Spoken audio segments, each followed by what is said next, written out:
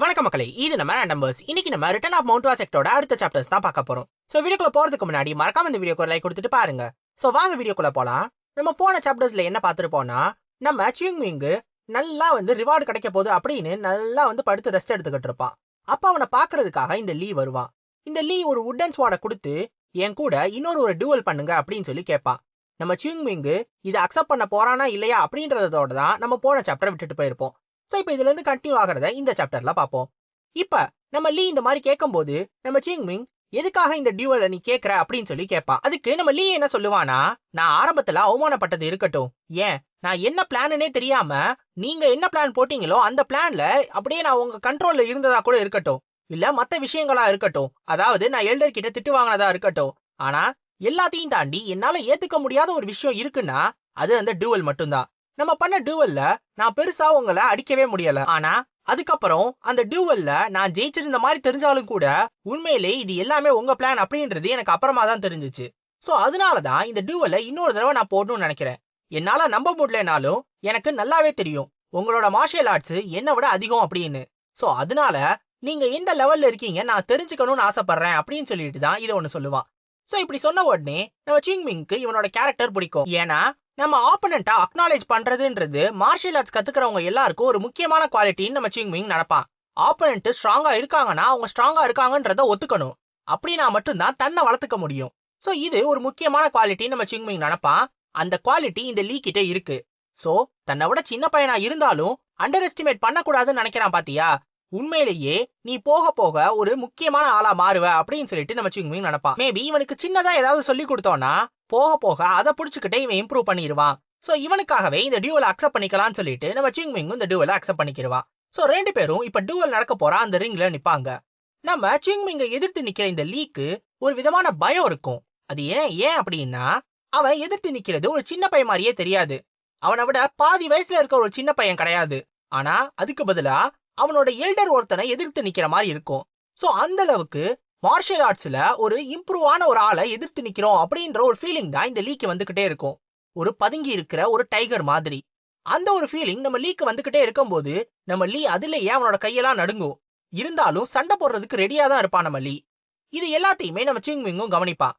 தன்னை எதிர்த்து நிக்கிறது ஒரு பெரிய ஆள்னு தெரிஞ்சும் கூட இந்த லீ பயப்படாம அப்பையும் கூட தன்னோட ஸ்டாண்ட்ஸ்ல ஸ்டெடியா நிக்கிறா.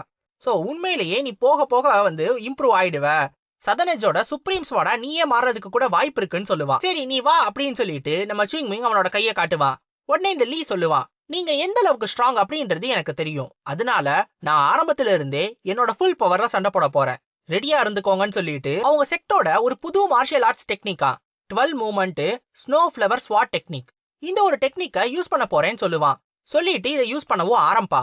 இதை பார்த்த உடனே நம்ம சிங்மிங்குக்கு ஒரு அதிர்ச்சியும் வரும், அதுக்கப்புறம் ஒரு கோபமும் வரும்.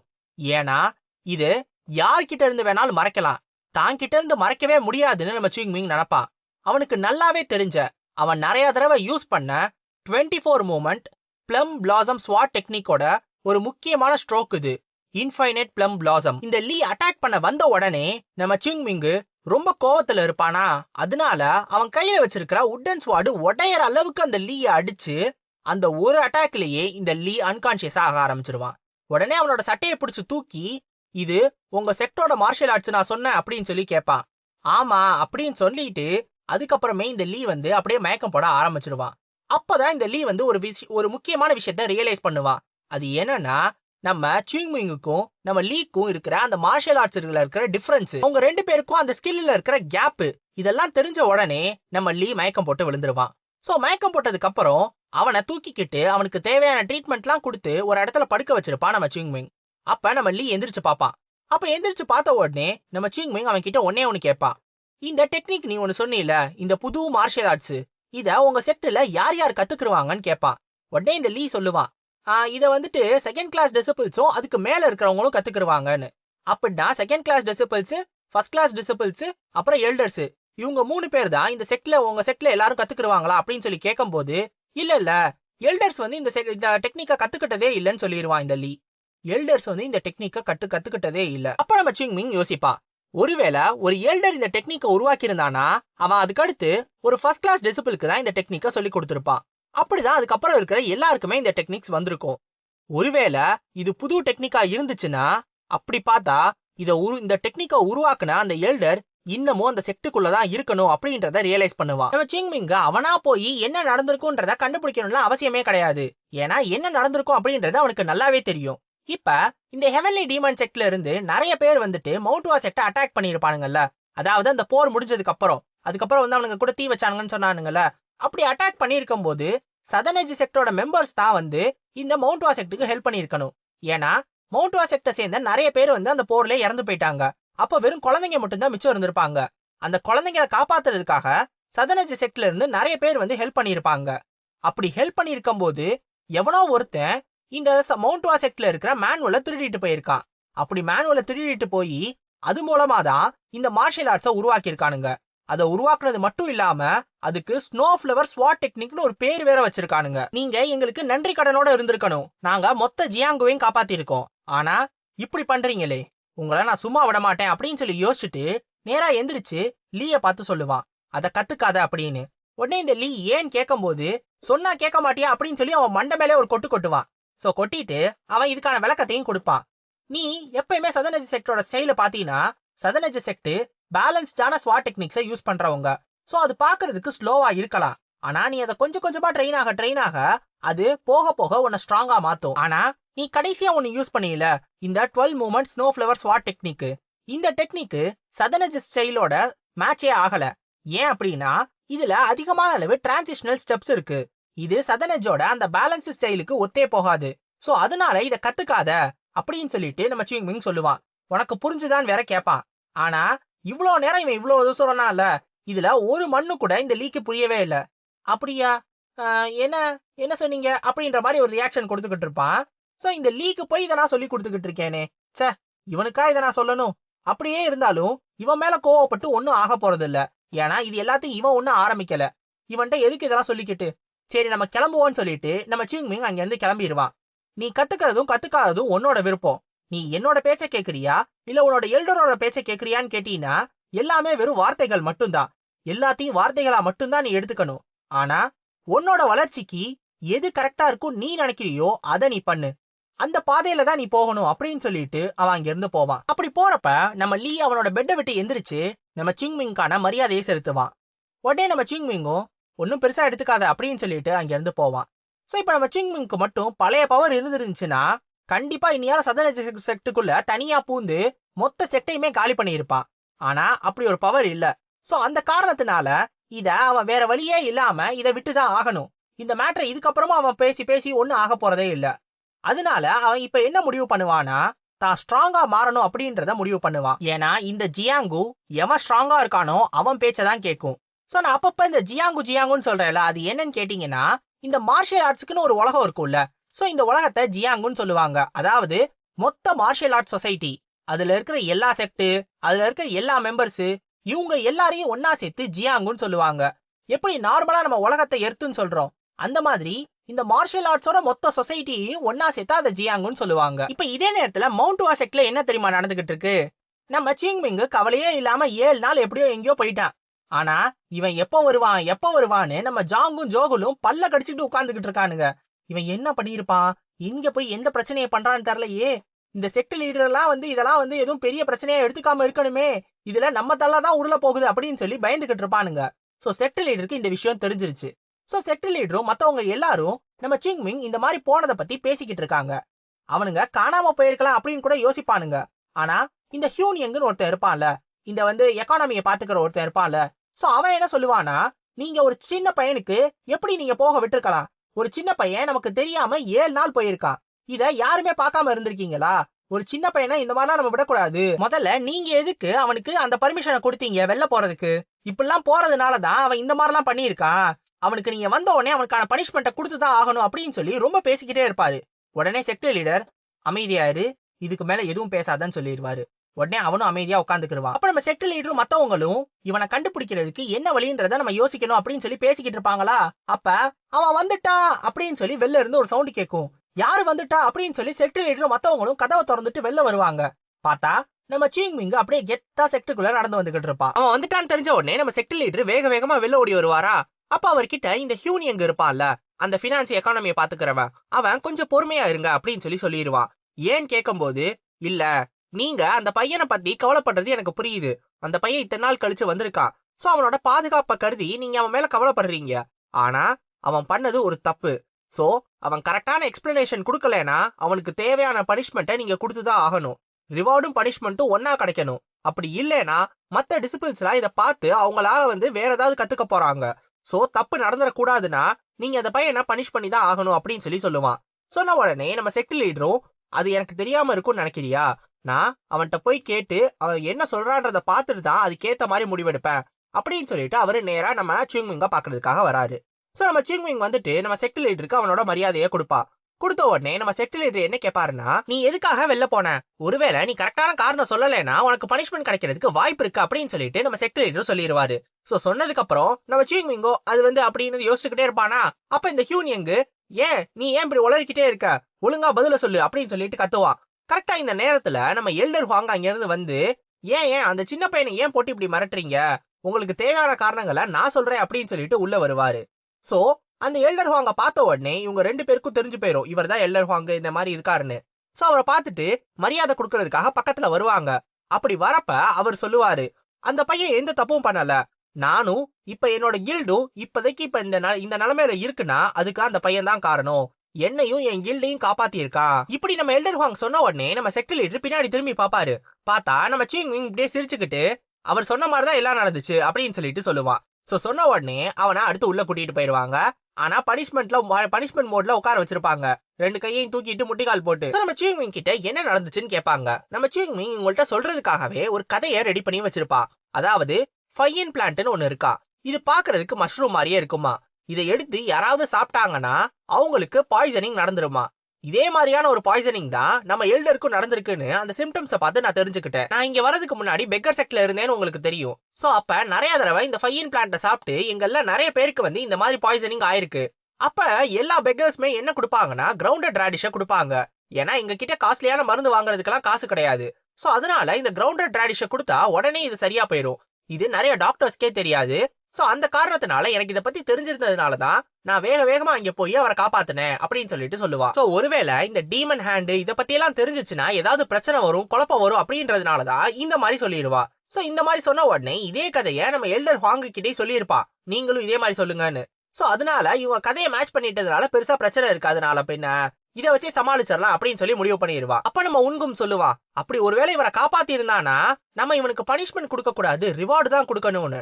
ஆனா இந்த உண்ணாம் குறுக்க பூந்து, இல்ல செக்ட் லீடர் அவன் உங்களோட பேச்ச மீறி இத்தனை நாள் வராம இருந்திருக்கா. சோ உங்க மரியாதையே இதுல இருந்து போயிடுச்சு. நீங்க எப்படி அவனுக்கு ரிவார்டு கொடுக்கலாம்? அதனால நீங்க எப்படி கரெக்ட் நினைக்கிறீங்களோ அந்த வழியில இவனுக்கு தேவையான பனிஷ்மெண்ட்டை கொடுங்க அப்படின்னு சொல்லிடுவாரு. அப்ப நம்ம செக்ட் லீடர் கேட்பாரு, என்னோட உத்தரவு ஒருத்தரோட உயிரை விட முக்கியமானு.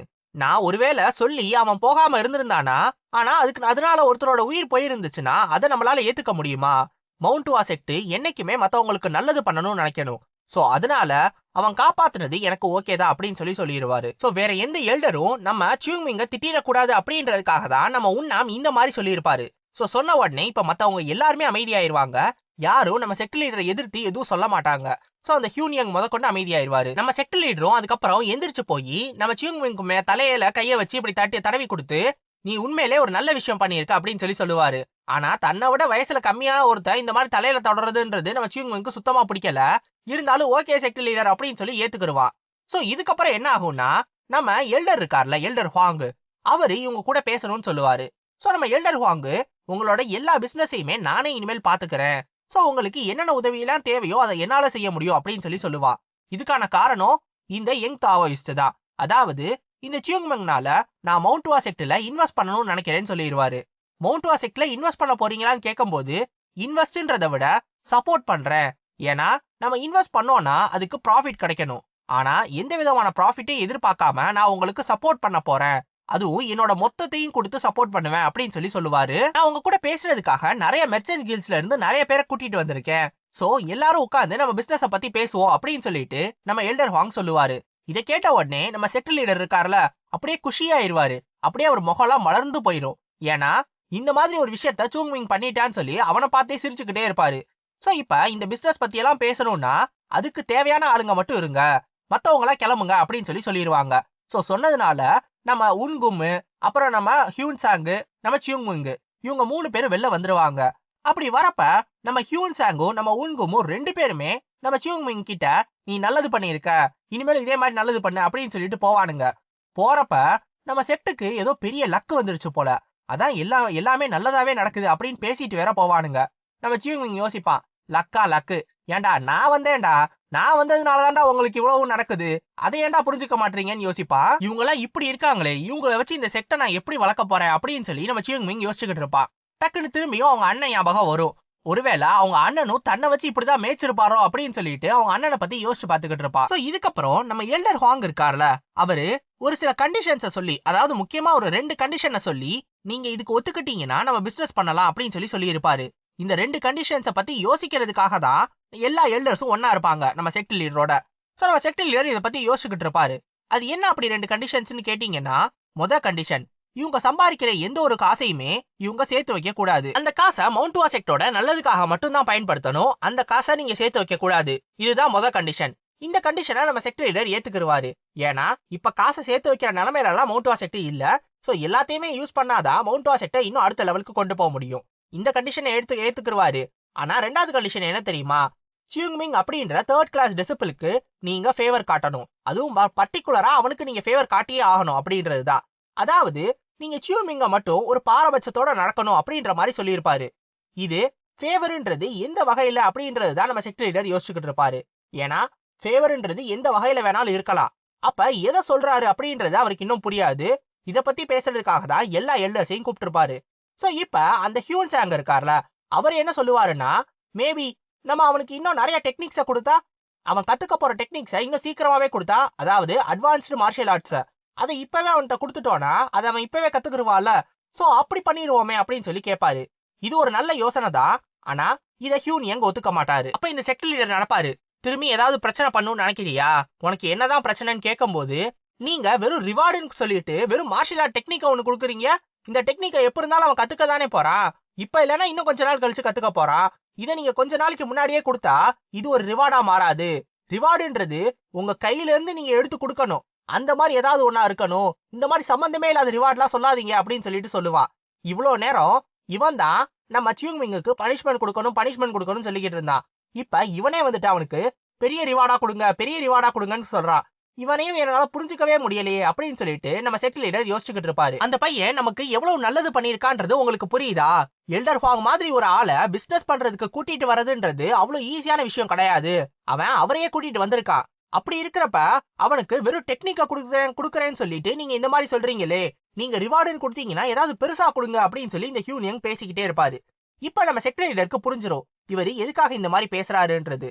சோ ஆக்சுவலா இந்த அழிஞ்சு போற செக்ட் இருக்குல்ல, இந்த மவுண்ட் செக்ட் நம்ம சியூங்மங் வரதுக்கு முன்னாடி ரொம்ப மோசமான நிலைமையில இருந்துச்சு. சோ அந்த நிலைமையில கூட இதுக்கு பினான்ஸ் எக்கானமியும் பாத்துக்கிறதுக்கு ஒருத்தர் இருந்திருக்காரு. அவர் தான் நம்ம ஹியூன். அவரு ஏதோ ஒன்று கஷ்டப்பட்டு என்னென்னமோ எல்லாத்தையும் பண்ணி தான் இந்த செக்டை இத்தனை நாளா ஓட வச்சிருக்காரு. சோ இந்த செக்ட் இவ்வளோ நாளா ரொம்ப மோசமான நிலைமையில பிச்சை எடுக்கிற நிலைமையில போகாம இருந்ததுக்கு காரணம் இவர் தான். சோ அவருக்கு இப்ப மொத்தமா வந்துட்டு எல்லா காசையும் கொடுத்துட்டோம், நீங்க நல்லா பாத்துக்கோங்கன்னு, அப்படின்னா அவருக்கு சந்தோஷமா தானே இருக்கும். அதை நினைச்சுதான் அவர் ரொம்ப சந்தோஷப்படுறாரு. பசியில இருந்தவனுக்கு அப்படியே பிரியாணி பொட்டலம் கிடைச்ச மாதிரி இப்ப அவர் சந்தோஷமா இருக்காரு. அதனாலதான் நம்ம சியூங்மிங்குக்கு ஏதாவது ரிவார்ட்ஸ் கொடுக்கணும்னு சொல்லிக்கிட்டே இருக்காரு. சோ இவர் இப்படி பேசிக்கிட்டே இருக்கிறப்ப நம்ம ஹியூன்சாங் இதுக்கு மேலே சரிப்பட்டு வராது அப்படின்னு சொல்லி இவர் வாயை பொத்தி அப்படியே வெளில கூட்டிட்டு போயிருவான். சோ வெளில கூட்டிட்டு போனதுக்கு அப்புறம் நம்ம செக்ட் லீடரும் சரி இப்ப அவனுக்கு வேற என்ன கொடுக்கலாம் நீங்க என்ன நினைக்கிறீங்கன்னு மிச்சம் இருக்கிறவங்கள்ட்ட கேட்பாரு. அதாவது உன்னாம் கிட்டையும் உன்கும் கிட்டையும். நம்ம உன்கும் என்ன சொல்லுவாருன்னா, நம்ம ஏன் அவனுக்கு திரும்பி அந்த ஃப்ரீடமை கொடுக்க கூடாது, அவன் எப்ப பார்த்தாலும் வெளில போகணும்னு நினைக்கிறான்ல, சோ அவனுக்கு எப்ப வேணாலும் வெளில போயிட்டு வரலாம், அதுவும் யூன்ஹுவா மெர்ச்சன்ட் கில்டுக்கு அவனே போயிட்டு வரலாம் அப்படின்னு சொல்லி நம்ம வேணா ஃப்ரீடம் கொடுப்போமே அப்படின்னு சொல்லி கேட்பாரு. ஆனா அப்படி யூன்ஹுவா மெர்ச்சன்ட் கில்டுக்கு நீ போயிட்டு வான்னு சொன்னோம்னா அது என்னமோ நம்ம வேலையை அவனை வச்சு வாங்கிக்கிற மாதிரி இருக்கும், அது சரி வராதுல்ல. சோ அப்படியெல்லாம் இவங்க பேசிக்கிட்டே இருப்பாங்க. திரும்பியும் இந்த ஹியூன் கதவை திறந்து உள்ள வந்து, அவனுக்கு பணத்தை கொடுங்க, உங்க கையில தான் நிறைய பணம் இருக்குல்ல, அதுல கொஞ்சோன்னு எடுத்து அவனுக்கு தான் கொடுங்கலே, ஏன் இந்த மாதிரிலாம் பேசிக்கிட்டு இருக்கீங்க, பணம் தான் எல்லாத்தையுமே தீர்த்து வைக்கும் அப்படி இப்படின்னு பேசிக்கிட்டே இருப்பான். திரும்பி ஹியூன்சாங் வருவாரு, அவன் வாயை பொத்திட்டு அப்படியே தூக்கிட்டு போயிருவாரு. அப்ப நம்ம சியூங்மிங் கிட்ட பேசுறதுக்காக நம்ம எல்டர் ஹுவாங் வருவாரு. சோ நம்ம சியூங்மிங் கிட்ட எப்படி இருந்துச்சு என்னோட ஆக்டிங்ன்ற மாதிரி கேட்பாரு. நம்ம சியூங்மிங்கும் நல்லா உங்க ஆக்டிங் நல்லாவே இருந்துச்சுன்னு சொல்லுவான். சோ இவங்க ஒரு கதையை உருவாக்கி இவங்களாவே சொன்னாங்கல்ல. சோ அதனாலதான் இது. சோ அதுக்கப்புறம் நம்ம சியூங்மிங் என்ன சொல்லுவானா, இனிமேலும் நீங்க என்கிட்ட பேசாதீங்க, மிச்ச எல்லா விஷயத்தையும் செக்டர் லீடர் கிட்ட பேசிக்கோங்க, நான் வெறும் தேர்ட் கிளாஸ் டிசபிள் தானே அப்படின்னு சொல்லிட்டு சொல்லுவா. அப்ப நம்ம எல்டர் ஹுவாங் தெளிவா சொல்லிடுவாரு, நான் மவுண்ட் வா செக்டுக்கு சப்போர்ட் பண்ண வரல. குறிப்பிட்டு சொல்ல போனோம்னா எனக்கு சியூங்மிங்னு ஒருத்தன் இல்லாத மவுண்ட் வா செக்ட் தேவையில்ல, அந்த செக்டுக்கு நான் சப்போர்ட் பண்ணவும் மாட்டேன் அப்படின்னு சொல்லிடுவாரு. சோ இப்படி சொன்னதுனால நம்ம சியூங்மிங்கோ நீங்க என்னை ஓவர் எஸ்டிமேட் பண்றீங்கன்னு சொல்லுவா. ஆனா நம்ம மெர்ச்சன்ட் கில்டு லீடருக்கு அப்படி கிடையாது. அவர் இவ்வளவு தூரம் சக்சஸ்ஃபுல் ஆயிருக்காருன்னா அதுக்கான காரணம் கரெக்டான ஆளுங்களை சூஸ் பண்ற அவரோட கண்ணு தான். சோ இந்த கண்ணை வச்சே அவரால் எதை வேணாலும் முடிவு பண்ண முடியும். அப்படிதான் நம்ம சியூங்மிங்க பார்த்துட்டு அவர் முடிவு பண்ணுவாரு, நான் உன் கூடவே இருந்தேன்னா கண்டிப்பா மவுண்ட் வா செக்டுக்கும் எங்களோட மெர்ச்சன்ட் கில்டுக்கும் நிறைய நல்லது நடக்க போகுது தானே அப்படின்னு. சோ இதை கேட்ட உடனே நம்ம சியூங்மிங்கோ அது என்னமோ சரிதான் சொல்லிடுவா. சோ இப்படி சொன்னதுனால இப்ப இவங்க எல்லாருமே அவங்கவுங்க பெனிஃபிட்ஸா பாத்துக்கிட்டாங்க, எல்லாமே நல்லதா தான் முடிஞ்சுச்சு. இப்படி பேசிக்கிட்டே இருக்கும்போது நான் மவுண்ட் வா செக்டுக்கு ஃபுல்லா சப்போர்ட் பண்ண போறேன் அப்படின்னு சொல்லுவாரு. மவுண்ட் வா செக்டுக்கு நீங்க சப்போர்ட் பண்ண போறீங்கன்னா அப்படின்னா நீங்க சதர்ன் எட்ஜ் செக்டர்ல இருந்து அவங்களோட கனெக்ஷனை விட்டு போறீங்க. அப்படின்னா எங்க சதர்ன் எட்ஜ் செக்டர் போய் நாங்க எதிர்க்கணும் அப்படி அப்படின்னு எதுவும் சொல்ல மாட்டீங்கல்ல, நீங்க சொல்லாததெல்லாம் எங்கள்கிட்ட கேட்க கூடாது அப்படின்னு தெளிவா சொல்லிடுவா. இப்படி நம்ம சியூங்மிங் சொன்ன உடனே நம்ம எல்டர் ஹுவாங்கோ அப்படிலாம் ஒண்ணும் கிடையாது அப்படின்னு சொல்லி ரெண்டு பேரும் வெளில சிரிச்சுக்கிடுவாங்க. ஆனா நம்ம சியூங்மிங் மனசுக்குள்ள யோசிப்பா, நீங்க என்கிட்டயே அட்வான்டேஜ் எடுக்க பாக்குறீங்களா அப்படின்னு. அங்க எல்டர் ஹுவாங்கோ சே என்ன சொன்னாலும் எதையாவது உன்னை போட்டு பிளாக் பண்ணிடுறான் இந்த சின்ன பையன் அப்படின்னு சொல்லிட்டு யோசிச்சுக்கிட்டு இருப்பாரு. ஆனாலும் வெளில ரெண்டு பேரும் சிரிச்சுக்கதான் செய்வாங்க. சோ நம்ம எல்டரும் அங்கிருந்து நான் கிளம்புறேன் அப்படின்னு சொல்லிட்டு அங்கிருந்து கிளம்ப போவாரு. அப்ப நம்ம சியூங்மிங் இருங்க, எனக்காக ஒரு சில விஷயங்களை நீங்க கண்டுபிடிச்சு சொல்லணும் அப்படின்னு சொல்லுவான். சோ சொன்ன உடனே அதை கேட்டுட்டு அவரு கீழே இறங்கி வந்துருவாரு. கீழே வந்துட்டு அவரு அவங்க பையனை பாப்பாரு. அவங்க பையனை பார்த்துட்டு எல்லாம் நல்லா போச்சா அப்படின்னு அவங்க பையன் கேட்கும்போது ஒரு பிரச்சனையும் இல்ல, வா நம்ம இடத்துக்கு போகலாம் அப்படின்னு சொல்லுவாரு. அப்ப நம்ம மவுண்ட் வா செக்டர் திரும்பி பார்த்து இது ஒரு டிராகனோட கூடாரமா இருக்கும்னு நான் யோசிச்சு கூட பார்க்கல, அதுவும் நீங்க இவ்ளோ பெரிய டிராகனை பதுக்கி வச்சிருக்கீங்க, இந்த டிராகனை முதல்ல பார்த்தது நான் தான், சோ இந்த டிராகனால வரப்போற பெனிஃபிட்ஸ் எல்லாமே எனக்கு தான் முதல்ல கிடைக்கணும், சரி வா நமக்கு செய்யறதுக்கு நிறைய வேலைகள் இருக்கு, நம்ம சீக்கிரம் நம்ம இடத்துக்கு போவோம்னு அவங்க பையனை கூப்பிட்டுட்டு அங்க இருந்து கிளம்பிடுவாரு. அப்ப அவர் அங்கிருந்து போனதுக்கு அப்புறம் நம்ம சியூங்மிங் யோசிப்பான், எங்க செட்டில் இருக்கிற எல்டர்ஸ்ட பேசுறதை விட இவர்கிட்ட பேசுறது ரொம்ப கஷ்டமா இருக்கு, இவர் ஒரு மெர்ச்சன்ட்ன்றதுனால நான் என்ன பேசினாலும் கரெக்டா கண்டுபிடிச்சிடுறாரு, சோ இவர்கிட்ட கொஞ்சம் பார்த்து தான் டீல் பண்ணணும் அப்படின்னு. இருந்தாலும் அவர் போனதுக்கு அப்புறம் இப்ப நம்ம சியூங்மிங் கிட்ட இருக்கிற ஒரு பெரிய பிரச்சனை அங்க இருந்து போயிடுச்சு. அதாவது மவுண்ட் வா செக்டுக்கே இருக்கிற ஒரு பெரிய பிரச்சனை போயிடுச்சு. அது முதல்ல இருந்தது வறுமை. சோ இவங்க மவுண்ட் வா செக்ட்ல காசே இல்லாததுனால யாராலையும் ஒழுங்கா இது எதையுமே பண்ண முடியாம இருந்துச்சு. இப்ப அந்த காசு வந்துருச்சு. சோ இனிமேல் இவங்க அடுத்தடுத்த லெவலுக்கு போகலாம். அதுக்கு முக்கியமா இவங்க எல்லாரும் அவங்களோட மார்ஷியல் ஆர்ட்ஸை டெவலப் பண்ணணும். சோ நம்ம சியூங்மிங்கோ அதையே பண்ண போறேன்னு சொல்லுவா. சொன்ன மாதிரியே எல்லாருக்கும் ட்ரைனிங் கொடுக்க ஆரம்பா. அடுத்த நாள் காலையில எப்பயும் போல ட்ரைனிங்ல எல்லாரும் வந்துட்டு ட்ரைனிங் பண்ணி முடிச்சிடலாம் நினைக்கும் போது இன்னும் ஒரு செட்டு தான், இன்னும் கொஞ்சம் பண்ணுங்க இன்னும் கொஞ்சம் பண்ணுங்கன்னு எல்லாரையும் இன்னும் நிறைய ட்ரைனிங் எடுக்க வைப்பா. சோ மத்தவங்க எல்லாம் ஏதாவது குறை சொன்னா கூட நம்ம ஜோகுல் வந்து எல்லா ட்ரைனிங்குமே ஏத்துக்கிடுவா. சோ அவன் ஆர்வத்தோட பண்ண ஆரம்பா. அப்ப நம்ம ஜாங் யோசிப்பா, உண்மையிலேயே ஆரம்பத்துல இந்த சியூங்மிங் வந்து இந்த மாதிரிலாம் சொல்லும் போது எல்லாருக்குமே கோவமா தான் இருந்துச்சு. ஆனா போக போக போக போக எல்லாருக்குமே அந்த ரிசல்ட்ஸ் எல்லாமே தெரிய ஆரம்பிச்சிருச்சு. இந்த ரிசல்ட்ஸ் எல்லாம் தெரிய ஆரம்பிச்சதுனால எல்லாரும் அவங்களே ஆர்வத்தோட இந்த ட்ரைனிங்க பண்ண ஆரம்பிச்சிட்டாங்க. ஆரம்பத்துல நம்ம ஜாங் யோசிச்சது என்னன்னா, இந்த ட்ரைனிங்லாம் பண்ணி நம்ம உடம்ப அப்படி பெருசாக்கி நம்ம எப்படி ஸ்வாட வச்சு சண்டை போடுறது அப்படின்றதுதான். ஆனா இந்த ஸ்வாட வச்சு சண்டை போடுறதுக்கு இவங்களுக்கு இந்த ட்ரைனிங் முக்கியம்ன்றத இவங்க போக போக தான் புரிஞ்சுக்கிட்டாங்க. ஆனா இருக்கிறதுல ஒரே ஒரு பிரச்சனை என்ன தெரியுமா, இந்த ட்ரைனிங்லாம் பண்ணி எல்லாம் பாடி பில்டர் கணக்கா எல்லாரும் வந்துட்டு இங்க பாத்தியா என் ஆர்ம்ஸ பத்தியா, இங்க பாத்தியா சிக்ஸ் பேக்ஸ் அப்படின்னு அப்பப்போ வந்து ஷோ காட்டிட்டே இருக்கானுங்க. இது ஒண்ணுதான் பிரச்சனையா இருக்கு நம்ம ஜாங் யோசிப்பா. அப்ப அந்த இடத்துக்கு நம்ம ஜோகுலு வருவா. நம்ம ஜோகுல் நம்ம ஜாங்க பார்த்து கேட்பா, இந்த சியூங்மிங் எங்க தான் போனா, அவனை கொஞ்ச நாளா நான் பாக்குறதே இல்லையே, ட்ரைனிங்க்கும் வரமாட்டான், அப்படி அவன் எங்க போறான் அப்படின்னு சொல்லிட்டு கேட்பா. நம்ம ஜாங்கும் எனக்கு தெரியல, ஆனா நம்ம எந்திரிக்கிறதுக்கு முன்னாடியே அவன் எந்திரிச்சிடுறான், அப்ப அவன் வேற எங்கேயோ போய் ட்ரைனிங் பண்றான் போல, சோ நம்ம அவன் அப்புறமா பாத்துக்கலாம் அப்படின்னு சொல்லிட்டு சொல்லுவாரு. இப்ப இந்த ஜோகுல் நம்ம ஜாங்கு கிட்ட ஒரு முக்கியமான விஷயத்த கேட்பான், நம்மளோட ட்ரைனிங் எல்லாமே வந்து நமக்கு பலன் கொடுக்குது தானே அப்படின்னு. நம்ம ஜாங்குக்குமே தெரியும் இவனுங்க ட்ரைனிங் எல்லாமே இவனுங்களுக்கு நல்லாவே பலன் கொடுக்குதுன்னு, ஆனா எந்த லெவல்ல இவனுங்க இருக்கானுங்க அப்படின்றது தெரியல. சோ இதுக்கு முன்னாடி இருந்த லெவலுக்கு இப்ப இவனுங்க ஸ்ட்ராங்கா இருக்கானுங்க, ஆனா அது எவ்வளவு ஸ்ட்ராங்கா இருக்குன்னு தெரியல. ஏன்னா சுத்தி இருக்கிறவங்க எல்லாருமே வந்து இப்ப ஸ்ட்ராங்கா இருக்கானுங்களா, சோ தான் எந்த அளவுக்கு வளர்ந்துருக்கோன்றது அவனுங்களுக்கு தெரியல. ஆனா இதை ஏன் இப்ப நம்ம ஜோகுல் தெரிஞ்சுக்கணும்னு ஆசைப்படுறான்னா, இந்த கான்ஃபரன்ஸ் இன்னும் கொஞ்ச நாள்ல நடக்க போகுது. சோ அந்த கான்ஃபரன்ஸ்க்கு ப்ரிப்பேர் ஆகிறதுக்காக தான் இது எல்லாத்தையும் பண்ணணும்னு நம்ம ஜோகுல் சொல்றான். இந்த கான்ஃபரன்ஸ் இவங்க சொல்றது மவுண்ட் செக்டுக்கும் சதர்ன் செக்டுக்கும் இருக்கிற அந்த கான்ஃபரன்ஸ். ஏற்கனவே நம்ம லீ சொல்லியிருப்பான்ல, சோ அதே விஷயம் தான் இது. இந்த கான்ஃபரன்ஸ் இன்னும் கொஞ்ச நாள்ல நம்ம மவுண்ட் செக்ட்ல நடக்க போகுது. அப்படி நடக்கும்போது அதுக்கு இவங்க எல்லாரும் ப்ரிப்பேர் ஆயிருக்கணும்ன்றதுக்காக தான் இன்னமும் ஸ்ட்ராங் ஆகணும்னு சொல்லுவாங்க. நம்ம ஜாங்கும் இரு அந்த சியூங்மிங் வந்ததுக்கு அப்புறம் அவன் கிட்ட ஏதாவது ட்ரைனிங்க சொல்லி இன்னும் அதிகப்படுத்தி நம்ம இன்னும் ஸ்ட்ராங்கா மாறிடுவோம், கவலைப்படாதன்னு சொல்லுவான். சோ அடுத்த நாள் காலையும் வரும். அன்னைக்கு இந்த சியூங்மிங் எல்லாரும் எந்திரிக்கிறதுக்கு முன்னாடி காலையிலே எந்திரிச்சு வெளியில போக ஆரம்பிச்சிருவான். அவன் ஏதோ ஒரு விஷயத்த பிராக்டிஸ் பண்றதுக்காக தான் டெய்லியும் காலைல இந்த காட்டுக்குள்ள போய் பிராக்டிஸ் பண்ணிக்கிட்டு இருக்கான். அது எல்லார்ட்டையும் மறைக்க வேண்டிய விஷயம்லாம் இல்ல. இங்க இருக்கிறவங்க எல்லாருமே அதை ஒரு நாள் கத்துக்கதான் வேணும். ஆனா இப்போதைக்கு அதை அவங்கள்ட்ட காட்டக்கூடாதுன்னு நினைப்பான். ஒருவேளை காட்டி அதனால எதுவும் பெரிய பிரச்சனை வந்துடக்கூடாது, ஒரு குழப்பம் வந்துடக்கூடாதுன்றதுனாலதான் இவன் தனியா இதை அப்படியே பிராக்டிஸ் பண்ணிக்கிட்டு இருக்கான். அப்படி என்னதான் பிராக்டிஸ் பண்றான்னு கேட்டீங்கன்னா, ஸ்வாட் மைண்ட் யூனிஃபிகேஷன். அதாவது தன்னோட பாடியும் தன்னோட ஸ்வாடும் ஒரே மாதிரி இருக்கும் அப்படின்னு சொல்லுவாங்க. அவங்க எந்த மாதிரி யோசிக்கிறாங்களோ அதே மாதிரி ஸ்வாடே தானா மூவ் ஆகும்னு சொல்லுவாங்க. அவங்க பாடி தான் மூவ் ஆகுது, ஆனா அவங்க ஸ்வாடையும் அவங்க பாடியில ஒரு பார்ட் மாதிரி யோசிக்கணும். அப்படி யோசிச்சா மட்டும்தான் அவங்க ஸ்வாட் டெக்னிக்ஸ் எல்லாத்தையும் அவங்க இன்னமும் பர்ஃபெக்டா யூஸ் பண்ண முடியும்.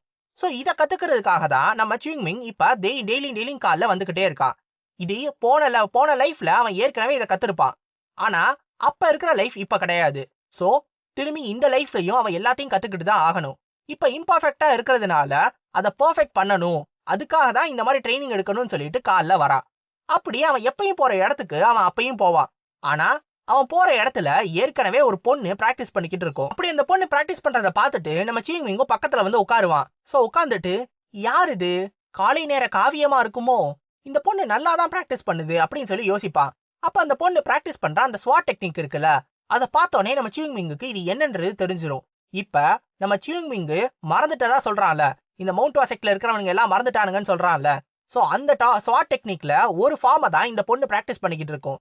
எல்லாரும் மறந்துட்டாங்கன்னு நினைச்சேன், ஆனா இன்னமும் யாரோ ஒருத்தர் ஞாபகம் வச்சிருக்கதா செய்யறாங்க. பரவாயில்ல, எப்படி இருந்தாலும் மவுண்ட் செக்டரோட டெக்னிக்ஸ் ஞாபகம் இருக்கிறது எனக்கு சந்தோஷம் தான் நினைப்பான். அப்படி அவன் நினைச்சுக்கிட்டு இருக்கும் போதே டக்குன்னு அந்த பொண்ணு இவனை பாத்துரும். பார்த்துட்டு அங்கிருந்து வேகமா அந்த ஸ்வாடை எடுத்துட்டு இவன் மூஞ்சிக்கு முன்னாடி நீட்டும். யாரு நீ, உன்னை நான் இதுக்கு முன்னாடி இங்க பார்த்ததே இல்லையே அப்படின்னு கேட்கும். ஆனா நம்ம சியூங்மிங் என்ன நினைப்பானா, சே இந்த மாதிரி ஒரு குழந்தை போய் என்னை எங்க இருக்கேன்றத கண்டுபிடிச்சிருச்சே, நான்லாம் பிளம் பிளாசம் ஸ்வாட் செயின்டா இருந்தேன்னு சொல்லிக்கவே கூடாது, பிளம் பிளாசம் ஸ்வாட் செயின்ட்ன்ற பேருக்கே வெக்க கேடு அப்படின்னு சொல்லிக்கிட்டு இருப்பான். நம்ம சியூங்மிங் என்ன யோசிப்பானா, இந்த பொண்ணு மவுண்ட் செக்டரோட யூனிஃபார்மா போட்டிருக்கு. சோ இந்த பொண்ணு மவுண்ட் செக்டரோட ஒரு டிசிபிள் தான் போல. ஆனா இந்த பொண்ணை நான் பார்த்ததே இல்லையே, இந்த பொண்ணு யாரா இருக்குன்னு யோசிப்பான். ஆனாலும் இந்த பொண்ணு பார்க்க உண்மையிலே ரொம்ப ரொம்ப அழகா இருக்கு அப்படின்னு அவன் நினைப்பான். அவன் இதுக்கு முன்னாடி லைஃப்ல கிட்டத்தட்ட 80 வருஷம் வாழ்ந்திருப்பான். சோ அந்த 80 வருஷத்துல இவன் இந்த அளவுக்கு அழகான பொண்ணை பார்த்ததே இல்லையா. மேபி நான் உண்மையிலேயே சின்ன பையனா இருந்திருந்தேனா எனக்கே இந்த பொண்ணை பிடிச்சிருக்கும் அப்படின்லாம் யோசிச்சுக்கிட்டு இருப்பான். அப்பயும் அந்த பொண்ணு, நீ யாருன்னு சொல்ல போறியா இல்லையா அப்படின்னு கேட்ட உடனே, நல்லா பாருங்க, நானும் மவுண்ட் செக்டரோட யூனிஃபார்மை தான் போட்டிருக்கேன்னு காட்டுவா. மவுண்ட் செக்டரோட யூனிஃபார்மா, அப்ப நீ ஒரு 3rd கிளாஸ் டிசிபிளா அப்படின்னு கேட்கும். ஆமான்னு சொன்னதும், 3rd கிளாஸ் டிசிபிள்ஸ்க்கு இந்த நேரத்துக்கு வெளில வரதுக்கு அனுமதி கிடையாது, நீ எப்படி வெளில வந்த அப்படின்னு அந்த பொண்ணு கேட்கும். நான் செக்ட் லீடர் கிட்ட இருந்து பர்மிஷன் வாங்கியிருக்கேன், அவர் தான் என்னைய வெளில போறதுக்கு அனுமதி கொடுத்திருக்காரு அப்படின்னு நம்ம சியூங்மிங்கும் சொல்லுவான்.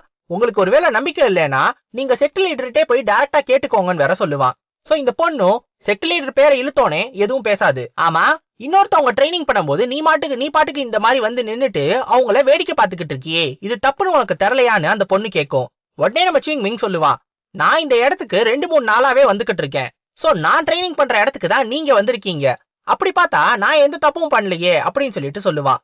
அப்படின்னா நீ வந்த உடனே என்கிட்ட பேச வேண்டியதானே, ஏன் இப்படி பேசாம இருக்கன்னோனே, நான் வந்த உடனே நான் உங்களை பார்த்தா நீங்க எனக்கு ஒரு ஸ்ட்ரேஞ்சான ஆள் மாதிரி தான் தெரிஞ்சீங்க, நீங்க யாருன்னே எனக்கு தெரியாது, தெரியாத ஒரு ஆள் கிட்ட நானே என் பேரை சொல்லி அறிமுகப்படுத்திக்க முடியுமா, என்னது இது அப்படின்னு கேப்பா. உடனே அந்த பொண்ணு கோவப்பட்டு அந்த பக்கம் திரும்பிக்கிறோம். அதுக்கு மேல அதுகிட்ட பேசுறதுக்கு எந்த டயலாகும் இல்ல. பேர் என்னன்னு கேட்கும். என்னோட பேரு சியூங்மிங்னு சொல்லுவான். சியூங்மிங்கா, அப்போ உன்னோட தாவோயிஸ்ட் நேம் உனக்கு கொடுத்துட்டாங்களா அப்படின்னு கேட்கும். இல்ல, என்னோட ஒரிஜினல் பேரே சியூங்மியுங் தான். அதாவது இந்த சுங்குன்னு இருக்குல்ல, இந்த ஒரு வார்த்தைய இந்த 3rd கிளாஸ் டிசிபிள்ஸோட ஃபர்ஸ்ட் நேமா யூஸ் பண்ணிக்கிறாங்க.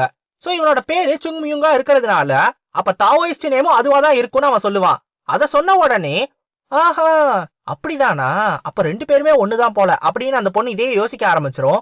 அப்ப நம்ம சிங்மிங்க்கு நல்லாவே தெரிஞ்சிரும், இந்த பொண்ணு சரியான ஒரு பைத்தியோன்னு. அடுத்து அந்த பொண்ணு தன்னை அறிமுகப்படுத்திக்கிறோம். அந்த பொண்ணோட பேரு யூ ஈசியோல். சோ நம்ம சியோல்னு கூப்பிட்டுக்குருவோம். யூ ஈசியோல்னு கூப்பிட கொஞ்சம் கஷ்டமா இருக்கு. சோ இந்த சியோல்ன்ற பொண்ணு ஒரு செகண்ட் கிளாஸ் டிசிபிள். அதனால பேக் அப்படின்ற இதுகிட்ட வருவாங்க. சோ சுங்குன்றது தேர்ட் கிளாஸ் டிசிபிள்ஸ்ன்றா, பேக்ன்றது செகண்ட் கிளாஸ் டிசிபிள்ஸா இருப்பாங்க. சோ இந்த செகண்ட் கிளாஸ் டிசிபிள்ஸ்லாம் கொஞ்ச நாளா செக்ட்ல இருக்க மாட்டாங்க. ஏதோ ஒரு காரணத்துக்காக இவங்க எல்லாருமே வெளில போயிருப்பாங்க. உடனே அந்த பொண்ணு நம்ம சிங்மிங்க பார்த்து உன்னோட மரியாதை எங்கன்னு கேட்கும். நான் ஒரு செகண்ட் கிளாஸ் டிசிபிள், நான் என்ன அறிமுகப்படுத்தி இருக்கேன், அப்ப நீ எனக்கு மரியாதை கொடுக்க வேணாமா, ஒரு ஜூனியர் பிரதரா, எங்க உன் மரியாதை அப்படின்னு சொல்லி கேட்கும். நம்ம சிங்மிங்கும் தன்னோட கோவத்தை கட்டுப்படுத்திக்கிட்டு, சரி சரி இந்த பொண்ணு சின்ன பொண்ணு, ஏதோ தப்பா பேசி போச்சு, எதுவும் சொல்லிடக்கூடாது, நம்ம அமைதியா இருப்போம்னு சொல்லிட்டு அவனோட மரியாதையை கொடுப்பான். சோ கொடுத்த உடனே அந்த பொண்ணு அதை ஏத்துக்கிறோம். ஏத்துட்டு அங்க இருந்து போகும். என்ன சொல்லுன்னா, நான் போயிட்டு செக்ட் லீடர்கிட்ட கண்டிப்பா கன்ஃபார்ம் பண்ணுவேன், ஒருவேளை நீ சொன்னது பொய்யா இருந்துச்சுன்னா அதுக்கப்புறம் வந்துட்டு அதுக்கான விளைவுகளை நீ சந்திப்பன்னு சொல்லிட்டு அங்க இருந்து போயிடும்.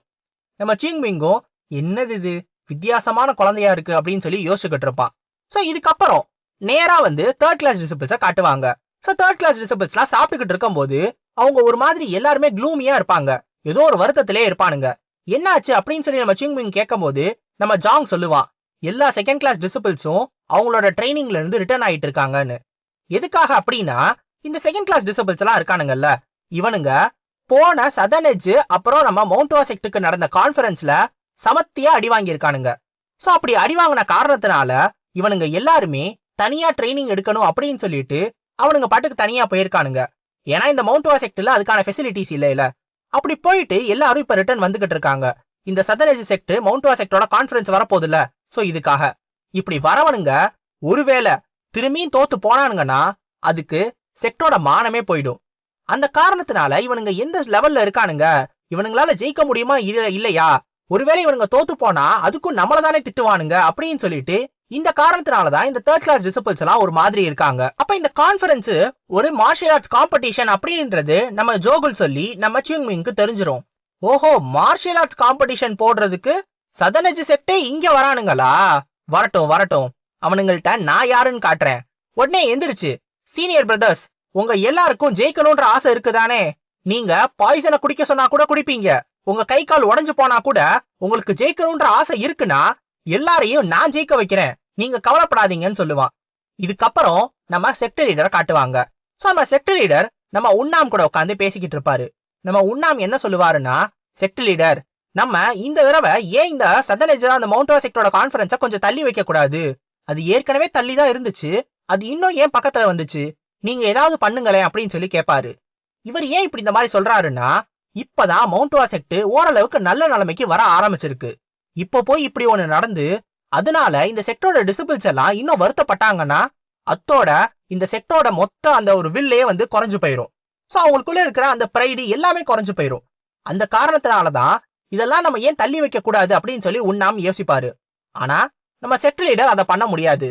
ஏன் அப்படின்னா, அவர் ஒருவேளை அதை பண்ணாருன்னா அவருக்கே அவரோட டிசிபிள்ஸ் மேல நம்பிக்கை இல்லாம போயிடும்.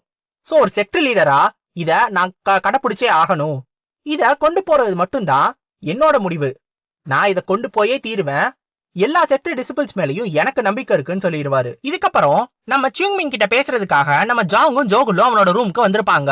அப்ப நம்ம ஜாங்கும் ஜோகுலும் என்ன கேட்பாங்கன்னா, நம்மளால mount sect southern edge sect கான்ஃபரன்ஸ்ல ஜெயிக்க முடியுமான்னு கேட்பானுங்க. ஏன்னா இவனுங்களும் சண்டை போட்டுதான் ஆகணும். அப்படி ஒருவேளை இவனுங்களால ஜெயிக்க முடியலன்னா கண்டிப்பா அது ஒரு பெரிய அவமானம் ஆயிரும். சோ அப்ப என்ன பண்றதுன்னு கேட்கறதுக்காக தான் நம்ம சிங்மிங் கிட்ட வந்திருக்காங்க. நம்ம சிங்மிங் சொல்லுவான், நீங்க எல்லாம் ஸ்ட்ராங் தான், ஆனா அந்த கான்ஃபரன்ஸ்ல ஜெயிக்கிற அளவுக்கு நீங்க ஸ்ட்ராங் கிடையாதுன்னு சொல்லிடுவான். நாங்க பல மாசமா ட்ரைனிங் பண்ணிக்கிட்டு இருக்கோமே, நாங்க ஸ்ட்ராங்காவே மாறலையான்னு கேட்கும்போது கொஞ்சமா மாறினீங்க அப்படின்னு சொல்லிட்டு கொஞ்சமா காட்டுவான். இல்ல சும்மா ஜோக் பண்ணேன், இந்த அளவுக்கு இல்ல, நீங்க கொஞ்சம் ஸ்ட்ராங்காவே மாறிட்டீங்கன்னு சொல்லிட்டு இன்னும் கொஞ்சம் எக்ஸ்ட்ரா பண்ணி காட்டுவா.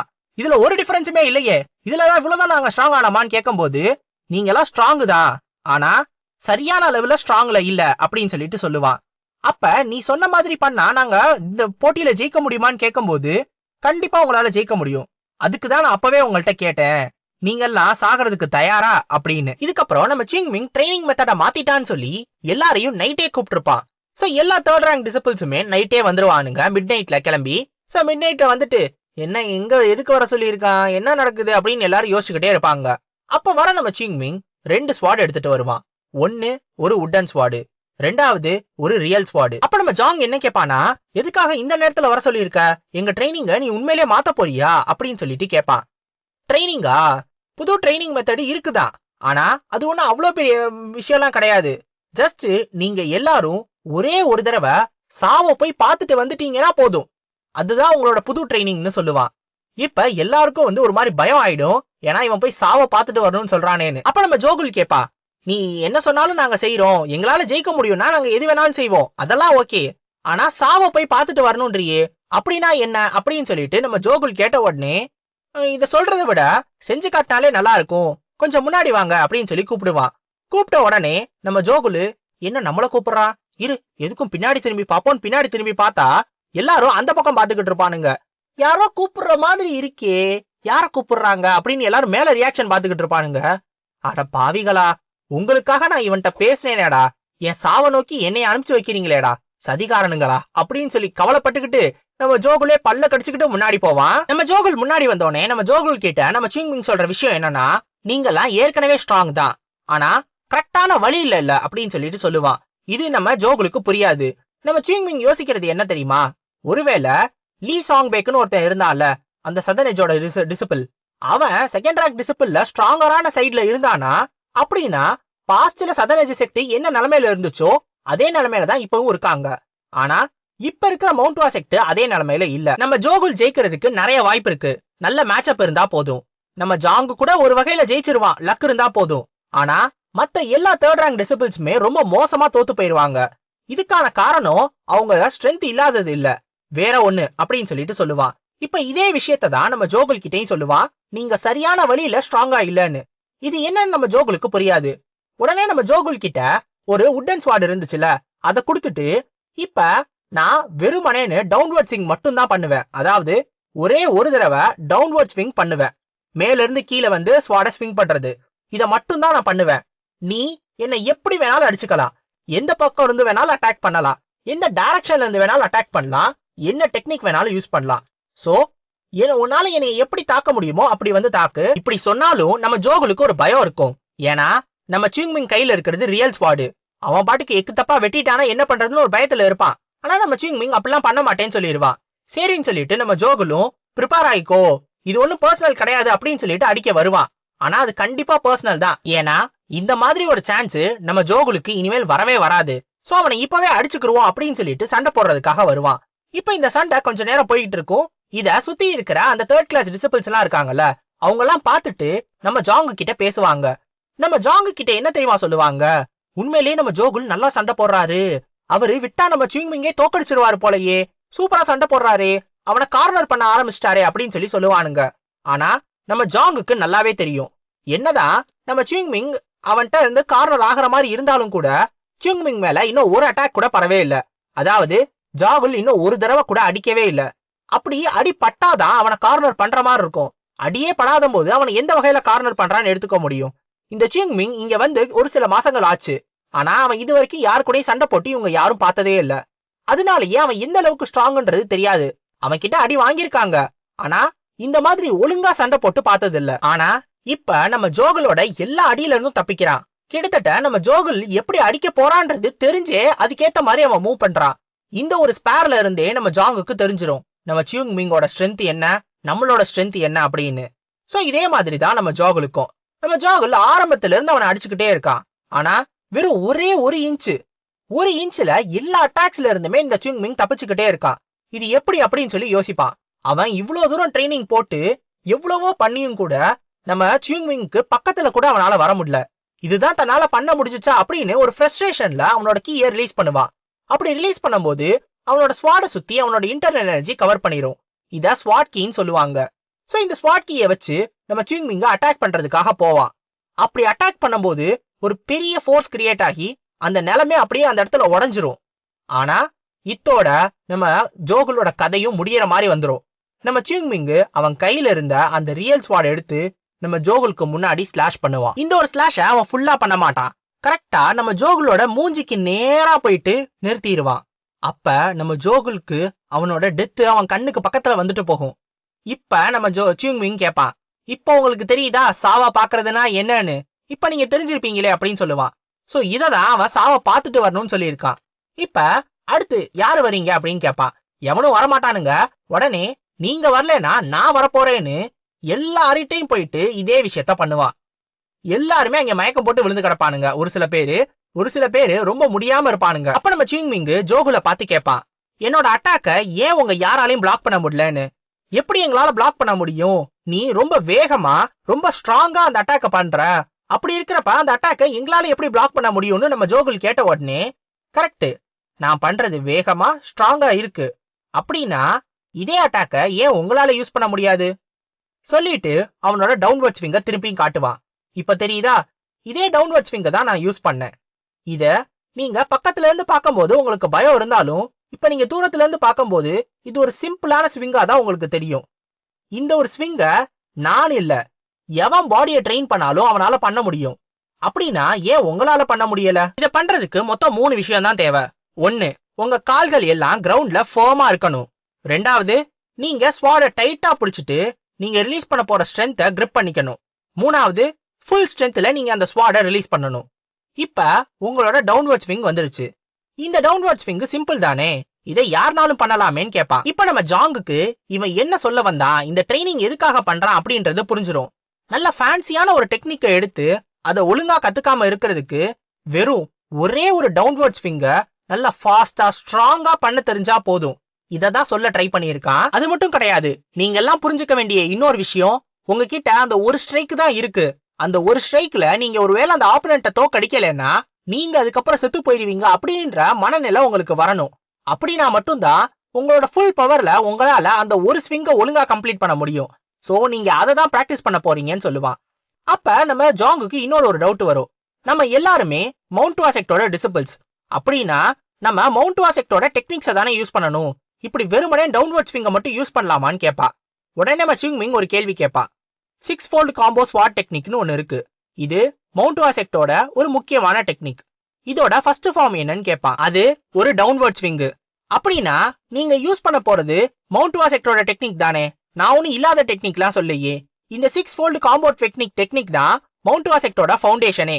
இதை கத்துக்கிட்டா மட்டும்தான் நீங்க அடுத்து கத்துக்க போற எந்த ஸ்வாட் டெக்னிக்ஸா இருந்தாலும் அதை நீங்க ஒழுங்கா யூஸ் பண்ண முடியும். சோ இந்த டெக்னிக்கை நீங்க ஒழுங்கா யூஸ் பண்ணாத காரணத்தினாலதான் நீங்க வேற எந்த டெக்னிக் யூஸ் பண்ணாலுமே அதுல உங்களோட ஸ்ட்ரென்த் வேஸ்டா போகுது. இததான் நம்ம சிங்மிங் ஆரம்பத்துல சொல்லியிருப்பான், நீங்க கரெக்டான முறையில ஸ்ட்ராங்கா இல்லன்னு. ஆனாலும் ஜோகுலுக்கு ஒரு டவுட் இருக்கும். நாங்க யாரும் சிங்மிங் கிடையாது, நீ சொல்றத பண்ணா நாங்க தோக்காம இருப்போமா அப்படின்னு கேட்பான். கேட்ட உடனே அவன் சட்டையை பிடிச்சு இப்பவே உன் மண்டையை ஓபன் பண்ணிடுவேன். என்ன, நீ தோக்கணும்ன்ற எண்ணம் கூட உனக்கு வரக்கூடாது. நீங்க எல்லாரும் ஜெயிக்கிறீங்க, நான் ஜெயிக்க வைக்கிறேன். எவன் தோக்குறீங்களோ அவனை நானே தேடி கண்டுபிடிச்சு கொலை பண்ணுவேன். சோ இப்பவே போய் எல்லாரும் உங்களோட உட்டன் ஸ்வாட எடுத்துட்டு வாங்க. எடுத்துட்டு வந்துட்டு 10,000 ஸ்விங், 10,000 தடவை எல்லாரும் ஸ்விங் பண்றீங்க, தப்பா பண்றவன் திரும்பி ரிப்பீட் பண்றீங்கன்னு சொல்லிடுவான். இதுக்கப்புறம் ஒரு சின்ன பிளாஷ்பேக்கா காட்டுவாங்க. நம்ம சிங்மிங்கோட அண்ணன் கிட்ட மத்தவங்க எல்லாம் போய் பேச போயிருப்பாங்க. என்னன்னா நம்ம சிங்மிங் ஏன் எந்த விதமான டெசிபிள்ஸையுமே எடுத்துக்க மாட்டாரு அப்படின்னு. ஏன் அப்படின்னா நம்ம சிங்மிங் யூஸ் பண்ற எல்லா டெக்னிக்ஸுமே ரொம்ப ரொம்ப பவர்ஃபுல்லான டெக்னிக்ஸ். அதுல நிறைய வேரியேஷன்ஸா அவனே உருவாக்கி இருப்பான். சோ அப்படி இருக்கிறப்ப அந்த டெக்னிக் அடுத்து யாருக்காவது போனாதானே அடுத்தடுத்து அதை நம்ம இன்னும் அடுத்த ஜெனரேஷனுக்கு கொண்டு போக முடியும். அவன் யாரையுமே எடுத்துக்கலைன்னா என்ன பண்றதுன்னு அவரு கேட்பாங்க. அப்போ அவங்க அண்ணன் சொல்லுவாரு, நீங்க சிங்மிங்க பத்தி தப்பா யோசிக்கிறீங்க. சிங்மிங் கிட்ட டெசிபிள்ஸா மாறுறதுன்றது அவங்களோட கெட்ட நேரம் ஆரம்பிச்சிருச்சுன்னு அர்த்தம். அவன் கிட்ட போயிட்டு நீங்க ஒரு நாயை ட்ரெயின் பண்ணணும்னு சொன்னீங்கன்னா அந்த நாயை அடிச்சு அந்த நாயை நேரா ஹேண்ட் ஸ்டாண்ட் பண்ற அளவுக்கு ட்ரெயின் பண்றேன்னு சொல்லுவான். சோ அவன் கிட்ட எந்த விதமான டிசிபிள்ஸையும் அனுப்பாம இருக்கிறது தான் மத்தவங்களுக்கு நல்லது அப்படின்னு சொல்லிக்கிட்டு இருப்பான். அதையுமே நம்ம சிங்மிங் பக்கத்துல நின்னே கேட்டுக்கிட்டு இருப்பான். அவங்க அண்ணன், ஓ இங்கதான் இருக்கியா அப்படின்னு சொல்லுவாரு. நம்ம ஹீரோவை பொறுத்த வரைக்கும் அவன் கொடுக்கற ட்ரைனிங் கரெக்ட் தான். ஒரு தடவை தான் அந்த ஒரு குழந்தைக்கு நடக்கிறத சொல்லி காட்டணும். அதுக்கப்புறம் அந்த குழந்தையே தான் நடக்க கத்துக்கணும். ஒரு 2-3 தடவை விழுந்தாதான் அதுக்கே நடக்கிறதுக்கு பிராக்டிஸ் வரும் அப்படின்னு சொல்லிட்டு அவன் நினைக்கிறான். அவன் நினைக்கிறது என்னமோ கரெக்ட் தான். ஆனா எல்லா நேரத்திலயும் இது கரெக்டா இருக்காது. எல்லாருமே சிங்மிங்கா இருக்க முடியாது. இதுதான் ஒரு பிரச்சனை. சோ நம்ம சிங்மிங்கும் நேரா அவன் எப்பயும் ட்ரைனிங் எடுக்கிற இடத்துக்கு போயிடுவான். அங்க போயிட்டு அவன் யோசிக்கிறதெல்லாம், நான் ஸ்ட்ராங்கா இருக்கேன்னு என்னைய டிசிபிள்ஸ் எடுத்துக்க சொன்னாரு எங்க அண்ணன். ஆனா நான் ஸ்ட்ராங் கிடையாது. என்னால ஹெவன்லி டீமன்னு ஒருத்தனை தோக்கடிக்கவே முடியல. அவன் மட்டும் மத்தவங்க சண்டை போட்டு டயர்டாகாம இருந்திருந்தானா கண்டிப்பா அவன் அன்னைக்கே எல்லாரையும் அழிச்சிருப்பான். மொத்த உலகத்தையுமே அழிச்சிருப்பான். அப்படி இருக்கிற ஒருத்தரை கூட என்னால சமாளிக்க முடியலன்னா நாளா என்ன அல்டிமேட் ஸ்வாடா இருந்து என்ன பிரயோஜனம்? எனக்கெல்லாம் எதுக்கு பிளம் பிளாசம் ஸ்வாட் செயின்ட்ன்ற பேரு? திரும்பி அந்த மாதிரி ஒருத்தன் வரமாட்டான்னு என்ன நம்பிக்கை இருக்கு? ஒருவேளை அவனை விட பயங்கரமான ஆள் கூட வரலாம். அப்படி வந்தானுங்கன்னா அவனுங்கள தனியா எதிர்க்கிற அளவுக்கு என்கிட்ட ஸ்ட்ரென்த் இருக்கணும். அப்படி நான் மாறணும். அப்படி நான் மாறுறதுக்கு என்னோட பாஸ் லெவல் மட்டும் பத்தாது. அதை விட இன்னும் நான் ஸ்ட்ராங்கா மாறணும். என்னோட லிமிட்டை நான் பிரேக் பண்ணணும். நான் ஸ்ட்ராங்கா மாறணும். என்னோட பாஸ் செல்ஃபை விட ஸ்ட்ராங்கா மாறணும். இந்த உலகத்துல இருக்கிற எல்லாரோடவும் ஸ்ட்ராங்கா மாறணும். ஏன் அந்த ஹெவன்லி டீமனை விட ஸ்ட்ராங்கா மாறணும்னு சொல்லிட்டு அவனோட டெக்னிக்ஸ் எல்லாத்தையும் பிராக்டிஸ் பண்ணுவான். அப்படி பிராக்டிஸ் பண்ண அவனை சுத்தி நிறைய பிளம் பிளாசம்ஸ் வர ஆரம்பிச்சிரும். அந்த பூக்கள் எல்லாம் அப்படியே தெரிய ஆரம்பிச்சிரும். அது எல்லாமே அவனோட எனர்ஜி மூலமா, அவனோட ஸ்வாட் டெக்னிக்ஸ் மூலமா உருவானது. இது எல்லாத்தையும் தூரத்துல இருந்து இந்த சியோல் பொண்ணு பாத்துக்கிட்டு இருக்கும். திரும்பவும் நம்ம சிங்மிங் யோசிச்சுக்கிட்டு இருப்பான். நான் ஒருவேளை இன்னும் அடுத்த லெவலுக்கு போகணும்னா நானே ஏதாவது புது ஸ்வாட் டெக்னிக்கை உருவாக்கணும், இல்ல ஒரு புது ஃபார்மையே உருவாக்கணும். ஆனா அதை பண்றதுன்றது அவ்வளவு ஈஸி கிடையாது. ஒரு ஸ்வாட் ஆர்ட்டை இன்வெர்ட் பண்ணணும்னா அதுக்கு நிறைய பேஷன்ஸ் தேவை. சோ என்ன பண்றதுன்னு யோசிச்சுக்கிட்டு இருப்பான். அவன் அப்படி யோசிச்சுக்கிட்டே இருக்கும்போது அவன் ஸ்வாடையும் பாப்பானா, அவன் ஸ்வாடுக்கு முன்னாடி ஒரு மூஞ்சி இருக்கும். யாரு மூஞ்சி இது, புதுசா இருக்கே அப்படின்னு பார்த்தா அது அந்த சியோல் தான். ஐயோயோ அப்படின்னு சொல்லி கத்தி பயந்து போகி அப்படியே அவன் இதயமே வெளில வந்து விழுந்துற மாதிரி ஆகி அப்படியே பின்னாடி 10 அடி ஜம்ப் பண்ணி போய் நின்றுவான் நம்ம சிங்மிங்கு. இந்த பொண்ணு என்ன எங்க இருந்து வந்துச்சு? இது நேத்து பார்த்த பொண்ணு தானே? ஆமா, இந்த பொண்ணு என் முன்னாடியே நிக்குது. ஆனாலும் இந்த பொண்ணோட பிரசன்ஸை என்னால டிடெக்ட் பண்ணவே முடியலையே. எவ்வளவு வீக்கான பிரசன்ஸ். ஒருவேளை அசாசி தான் இருந்திருக்கும் போல. அதனாலதான் இந்த மாதிரி வந்து பயமுறுத்திக்கிட்டு இருக்கு. பக்கி பக்கி அப்படின்னு சொல்லிட்டு திட்டிக்கிட்டே இருப்பான் நம்ம சிங்மிங்கு. ஆனாலும் நம்ம சிங்மிங்குக்கு ஒரு டவுட் இருக்கும். இந்த பொண்ணு எவ்வளவு தூரம் பாத்துருக்குன்னு தெரியலையே அப்படின்னு. உடனே அந்த சியோல் சொல்லும், பிளம் பிளாசம் அப்படின்னு. சே, மொத்தத்தையும் பாத்துருச்சா, இப்ப என்ன பண்றது அப்படின்னு சொல்லிட்டு அந்த ஸ்வாடி கிட்ட கைய கொண்டு போவான். கொண்டு போனோடனே அந்த பொண்ணு அலர்ட் ஆயிடும். அலர்ட் ஆயிட்டு, நான் ஒருவேளை உன்னை பாத்துட்டேன்னு என்ன கொலை பண்ண போறியா? கொலையா? நீ என்ன பைத்தியமா அப்படின்னு சொல்லிடுவான். ஐயோ, சீனியராச்சே இது, தெரியாம வாய விட்டோமே, எப்பயும் பேசுற மாதிரி. இதுல இருந்து தப்பிக்கணும்னா ஒரே ஒரு வழிதான் இருக்கு. டக்குன்னு அந்த பொண்ணு முன்னாடி கைய கொடுத்து போ பண்ணி உத்தரவு வாங்கிக்கிறேன், போயிட்டு வரேன் அப்படின்னு சொல்லிட்டு அங்கிருந்து வேக வேகமா ஓடிடுவான். உடனே அந்த பொண்ணு கூப்பிட ட்ரை பண்ணும். ஆனா நிக்காம ஃபுல் ஸ்பீட்ல அவனோட ட்ரெயின் கிளம்பிடும். சோ இங்க இருந்து நம்ம சிங்மிங் ஓடி போயிடுவான். அப்ப ஓடி போறப்ப அவன் யோசிச்சுக்கிட்டு இருப்பான், இந்த பேக் டிசிபிள்ஸ் எல்லாம் வர ஆரம்பிச்சிட்டாங்க போல. அப்படின்னா இவங்க முன்னாடி நான் கொஞ்சம் ஜாக்கிரதையா தான் இருக்கணும். இந்த பொண்ணு ஒரு தடவை தான் பாத்துச்சு. சோ இந்த பொண்ணு ஒரு ஆள் பார்த்ததுனால இப்ப பிரச்சனை இல்ல. ஆனா போக போக எல்லாரும் பாத்துட்டாங்கன்னா பெரிய பிரச்சனை ஆயிடும். ஏதாவது ஒண்ணு பண்ணி நான் ஜாக்கிரதையா இருக்கணும்பா. அப்ப பேக் டிசிபிள்ஸ்லாம் வராங்கன்னா அவங்க வரதுக்கு முன்னாடி நான் பண்ண வேண்டிய ஒரு முக்கியமான விஷயமும் இருக்குன்னு சொல்லுவான்.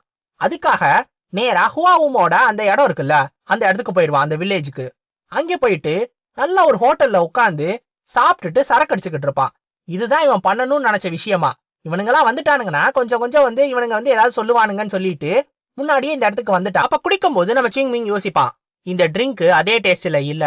என் அண்ணன்ட்ட இருந்து மறைஞ்சு அப்படியே ஒளிஞ்சு குடிக்கும் போது இந்த டேஸ்ட் இப்ப இல்ல. நான் யாரையுமே என்னோட போன லைஃப்ல மிஸ் பண்ணதே இல்ல. ஆனா இப்ப நானே இந்த மாதிரி எல்லாம் மிஸ் பண்ணிக்கிட்டு இருக்கேன். இதெல்லாம் எங்க அண்ணனுக்கு தெரிஞ்சா அவனே சிரிப்பான். அப்படி ஆயிட்டேன் இல்லனா அப்படின்னு சொல்லி யோசிச்சுக்கிட்டு இருக்கான். சோ தன்னோட லைஃப் ரொம்ப மாறிடுச்சு அப்படின்னு அவன் நினைக்கிறான். இருந்தாலும் அவன் மேல பார்த்து சொல்றதெல்லாம் ஒரே ஒரு விஷயம் தான், நீங்க அங்க சந்தோஷமா இருங்க, நான் வரதுக்கு இன்னும் கொஞ்ச நாள் ஆகும், அது வரைக்கும் அங்க சந்தோஷமா இருங்க, இப்ப நான் இங்க முடிக்க வேண்டிய வேலைகள் ஒரு சிலது இருக்கு அப்படின்னு சொல்லுவான். சோ இப்ப அவன் நல்லா இதே மாதிரி குடிச்சுக்கிட்டு இருக்கும் போது இதே ஹோட்டலுக்கு கரெக்டா அந்த பேக் டிசிபிள்ஸ்ல இருந்து 3 பேர் வருவாங்க. அவங்க 3 பேர் உள்ள வந்தோடனே அவங்க யூனிஃபார்ம்ல இருக்கிற அந்த மவுண்ட் வா செக்டோட அந்த சிம்பலை பார்த்துட்டு இவனுங்கெல்லாம் நம்ம செக்டை சேர்ந்தவனுங்க தான் அப்படின்றத முடிவு பண்ணிடுவான். அதே மாதிரி இவனுங்க எல்லாரும் செகண்ட் இயர் டிசிபிள்ஸ்ன்றதையும் முடிவு பண்ணிடுவான்.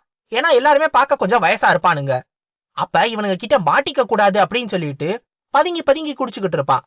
அவனுங்க எல்லாரும் 3 பேருக்கு தேவையான சாப்பாடு ஆர்டர் பண்ணிட்டு சரக்கையும் ஆர்டர் பண்ணிட்டு நல்லா குடிச்சுக்கிட்டு இருப்பானுங்க.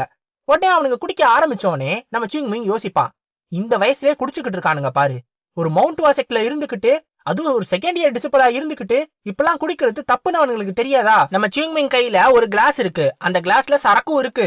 அத கையில வச்சுக்கிட்டே நம்ம சிங்மிங் வந்து அவனுங்களுக்கு அட்வைஸ் பண்றதுக்காக யோசிச்சுக்கிட்டு இருக்கான். சே, நம்ம சிங்மிங் ஒரு வித்தியாசமான கேரக்டர் தான் எப்ப இருந்தாலும். சோ நம்ம சிங்மிங் இந்த மாதிரிலாம் யோசிச்சுக்கிட்டு இருக்கும் போது அவனுங்க 3 பேர் என்ன பேசுவானுங்கன்னா, நம்ம எல்லாம் ஸ்ட்ராங்கா மாறிட்டோமா இல்லையா அப்படின்னு சொல்லி யோசிச்சுக்கிட்டு இருப்பானுங்க. அதாவது நம்ம ஜாங்குக்கும் ஜோகுலுக்கும் ஒரு டவுட் வந்துச்சுல, அதே டவுட் இவனுங்களுக்கும் வந்திருக்கும். சோ போன சதனஜ் கான்ஃபரன்ஸ்ல இவனுங்களுமே தோத்துதான் போயிருப்பானுங்க. அந்த காரணத்தினாலதான் இவனுங்க ட்ரைனிங் எடுக்கிறதுக்காக தனியாவே போயிருக்கானுங்க. சோ அவனுங்க எந்த அளவுக்கு ஸ்ட்ராங்கா மாறிட்டானுங்கன்றத தெரிஞ்சுக்கிறதுல இவனுங்களுக்கு ஒரு ஆர்வம் இருக்கும். அப்படிதான் கேட்பானுங்க. இவனுங்க எல்லாருக்கும் பதில் சொல்றது சென்டர்ல ஒருத்தர் இருப்பான். அவன் தான் இந்த செகண்ட் இயர் டிசிபிள்ஸ்ல சீனியர் பிரதர். எப்படி நம்ம தேர்ட் ரேங்க் டிசிபிள்ஸ்க்கு நம்ம ஜாங்கோ, அதே மாதிரி செகண்ட் ரேங்க் டிசிபிள்ஸ்க்கு இவன். சோ இவன் கிட்ட மத்தவனுங்க 2 பேரும் கேட்கும் போது இவன் என்ன சொல்லுவானா, நம்ம எல்லாருமே நம்மளோட ஹார்ட் ஒர்க்க போட்டிருக்கோம். நம்ம ஹார்ட் ஒர்க் என்னைக்கும் நம்மளுக்கு வீணா போகாது. நம்ம போன கான்ஃபரன்ஸ்ல தோத்து போயிருக்கலாம். ஆனா இந்த கான்ஃபரன்ஸும் அதே மாதிரி இருக்க போறது இல்ல. கண்டிப்பா நம்ம எல்லாரும் ஜெயிப்போம். நம்ம முழு நம்பிக்கையோட சண்டை போடுவோம். அப்படி சண்டை போட்டோம்னா அதுக்கான பலன் நமக்கு கண்டிப்பா கிடைக்கும். இப்படியே போச்சுன்னா இந்த சதனஜி செக்ட் என்ன ஒரு கட்டத்துல இந்த உலகத்திலேயே பெரிய ஆட்களா நம்ம மாறுவோம் அப்படின்னு ஒரு ஸ்பீச் கொடுப்பான். இதை கேட்டவனே அப்படின்னு சொல்லிட்டு ஒரு சவுண்ட் கேட்கும். யாராதுன்னு திரும்பி பார்த்தா நம்ம சிங்மிங் தான். ஐயோ மாட்டிக்கிட்டோமோ அப்படின்னு நம்ம சிங்மிங் யோசிப்பான். பாக்குறானே, ஏதோ பூச்சி பறந்துச்சு, போயிடுச்சா அது, போயிடுச்சு அப்படின்னு யோசிச்சுக்கிட்டு இருப்பான். திரும்பி அவன் பாத்துக்கிட்டே இருக்கானே, குறுகுறுன்னு பாக்குறானே, என்ன பண்றது, என்ன சொல்றது அப்படின்னு நம்ம சிங்மிங் யோசிச்சுக்கிட்டே இருப்பான். உடனே அந்த சீனியர் பிரதர் எந்திரிச்சு, நீங்க யாரு, இதுக்கு முன்னாடி நான் உங்களை பார்த்ததே இல்லையே, நீங்க எந்த செக்டரை சேர்ந்தவரு, உங்களோட பேர் என்ன நான் தெரிஞ்சுக்கலாமா அப்படின்னு சொல்லி கேட்பான். நம்ம சிங்மிங் யோசிப்பான், செத்தேன்டா நானு, சரியா மாட்டிக்கிட்டேன் அப்படின்னு. நம்ம பேக்சூன் எதுக்காக டவுட் எந்திரிச்சு இவன் யாருன்னு கேட்டானா, இவன் ஆரம்பத்துல இருந்தே வந்ததுல இருந்து, அதாவது இந்த ஹோட்டலுக்குள்ள நுழைஞ்சதுல இருந்தே ஏதோ ஒண்ணு வித்தியாசமா இருக்குன்னு தோணிக்கிட்டே இருந்திருக்கும். அது இந்த பையனாலதான். ஏன்னா இவன் பாக்குறதுக்கு ஒரு 15 வயசு பையன் மாதிரிதான் தெரியுறான். ஆனா இவன் ஆர்டர் பண்ண ஃபுட் எல்லாமே ரொம்ப ரொம்ப காஸ்ட்லியான ஃபுட்டு. அது மட்டும் இல்லாம சரக்கு வேற அடிக்கிறான். இந்த வயசுல இவ்வளோ காஸ்ட்லியான ஃபுட்ஸை வாங்கி சாப்பிடற அளவுக்கு எந்த பணக்கார வீட்டு பசங்களுமே இந்த ஹுவாவும் வில்லேஜ்ல கிடையாது. அப்படி இருக்கிறப்ப இவன் யாரு அப்படின்னு யோசிச்சுக்கிட்டு இருப்பான். உடனே நம்ம சிங்மிங் என்ன சொல்லுவானா, நான் வழிபோக்கன் தான், என்ன நீங்க பெருசா கண்டுக்காதீங்க, நான் கொஞ்ச நேரத்துல இங்க இருந்து போயிருவேன், நீங்க சாப்பிடுங்க அப்படின்னு சொல்லிட்டு சொல்லுவான். உடனே ஓஹோ நீ வழிபோக்கனா, அப்ப உன்னை தெரிஞ்சுக்கிறதுல எந்த தப்பும் கிடையாது. நான் இந்த மவுண்ட் செக்டோட ஒரு செகண்ட் கிளாஸ் டிசிபிள். என்னோட பேரு பேக்சூன். நான் உன்னை சந்திச்சதுல சந்தோஷம்னு பக்கத்துல சீட்டை போட்டு உட்கார்ந்துருவான். இவன் என்னோட போகவே மாட்டான், இவன் கிட்ட இருந்து எப்படி தப்பிக்கிறது, என்ன சொன்னா இவன் போவான் அப்படின்னு நம்ம சிங்மிங் வேற யோசிச்சுக்கிட்டே இருப்பான். இதுக்கு மேல இங்க இருந்தா சரிப்பட்டு வராது, நம்ம இப்பவே போயிருவோம் அப்படின்னு சொல்லிட்டு அவனோட கையில இருக்க துணியை வச்சு அவன் மூஞ்சிய பாதி மறைச்சுக்கிட்டு, நான் போயிட்டு வரேன், எனக்கு ஒரு வேலை இருக்கு அப்படின்னு சொல்லிட்டு அங்க இருந்து போவான். அப்ப இந்த பேக்சூன், இருங்க நான் உங்ககிட்ட கொஞ்ச நேரம் பேசணும்ன்றப்போ, இல்ல எனக்கு ஒரு முக்கியமான வேலை இருக்கு, நான் போயிட்டு வரேன் அப்படின்னு வேக வேகமா நடக்க ஆரம்பிப்பான். உடனே இந்த பேக்சூன் அவனோட கையில அந்த கீயை கொண்டு ஜாயிண்ட் லாக் கிராஸ்பெட் டெக்னிக் அப்படின்னு சொல்லி அவனே ஒரு டெக்னிக் வச்சிருப்பானா. அதை வச்சு நம்ம சிங்மிங்க பிடிக்கலான்னு போவான். ஆனா நம்ம சிங்மிங் பின்னாடி திரும்பி பார்க்காம அந்த அட்டாக்ல இருந்து தப்பிச்சு அங்கிருந்து வேக வேகமா ஓடி போயிருவான். உடனே இந்த பேக்சூன் யோசிப்பான், ஏன் அட்டாக்ல இருந்து இவன் தப்பிச்சிட்டானா, அதுவும் பார்க்காமையே, இவன் யாரு அப்படின்னு யோசிச்சுக்கிட்டே இருப்பான். உடனே பக்கத்துல இருக்கிற அந்த மிச்சம் இருக்கிற 2 பேர் இருக்கானுங்கல்ல, அவனுங்க நீங்க எதுக்காக அவனை போக விட்டீங்கன்னு கேட்கும் போது, இல்ல அவன் சின்ன பையன் தானே, அதனாலதான் அவனை போக விட்டுட்டேன் அப்படின்னு சமாளிக்கிறதுக்காக இந்த பேக்சூனும் சொல்லிடுவான். சோ இதுக்கப்புறம் அவனும் அதை பெருசா கண்டுக்க மாட்டான், மறந்து போயிருவான். நம்ம சிங்மிங் அங்க இருந்து நேரா செக்டுக்கு நடந்து போய்கிட்டு இருப்பான். அப்படி போறப்ப, நான் அவனை பார்த்து சிரிச்சிருக்கவே கூடாது, இன்னும் கொஞ்ச நேரம் உட்காந்து சாப்பிட்டு இருக்கலாம், தேவையில்லாம நானே வாயை கொடுத்து சிரிச்சு தப்பு பண்ணிட்டேன் அப்படின்னு சொல்லி யோசிச்சுக்கிட்டு இருப்பான். இருந்தாலும் அவன் சிரிச்சது கரெக்ட் தான் அவனுக்கு தோணும். ஏன்னா இவனுங்க எல்லாரும் ஜோகுல தோக்கடிக்கிறதுக்கே ரொம்ப ரொம்ப கஷ்டமா இருக்கும். அப்படி இருக்கிறப்ப இவனுங்க சதனஜி செக்டோட மெம்பர்ஸே தோக்கடிச்சிருவேன்னு சொன்னா அது ரொம்ப சிரிப்பாதான் இருக்கும். இந்த லட்சணத்துல இவனுங்க உலகத்திலேயே ஸ்ட்ராங்கான மெம்பர்ஸா மாற போறானுங்களா. இதை கேட்டுதான் நம்ம சிங்மிங் சிரிச்சுட்டான். சோ சிரிச்சுட்டு தான் இப்படி போயிட்டு இருக்கான். இப்ப நம்ம சிங்மிங்குக்கு ஒரு வருத்தமும் இருக்கும். ஏன்னா இவனுங்க எல்லாரும் இந்த லட்சணத்துல இருந்தா இவனுங்கள நான் எப்படி ஒரு டீசென்டான மார்ஷியல் ஆர்ட்ஸ் ஆர்டிஸ்டா மாத்துறது, சோ நான் பண்றதுக்கு நிறைய வேலை இருக்குப்பா அப்படின்னு யோசிச்சுக்கிட்டே போவான். சோ நம்ம சிங்மிங் இதுக்கு முன்னாடி கவலையே இல்லாம ஃப்ரீயா வாழ்ந்துகிட்டு இருந்தான். ஆனா இப்ப அவனுக்கு ஒரு பிரச்சனை வந்துகிட்டு இருக்கு. இவனுக்கும் இதுக்கு முன்னாடி அதாவது தேர்ட் ரேங்க் டிசிபிள்ஸ்க்கும் அங்க செட்டில் மிச்சவங்களுக்கும் நிறைய வயசு வித்தியாசம் இருந்துச்சு.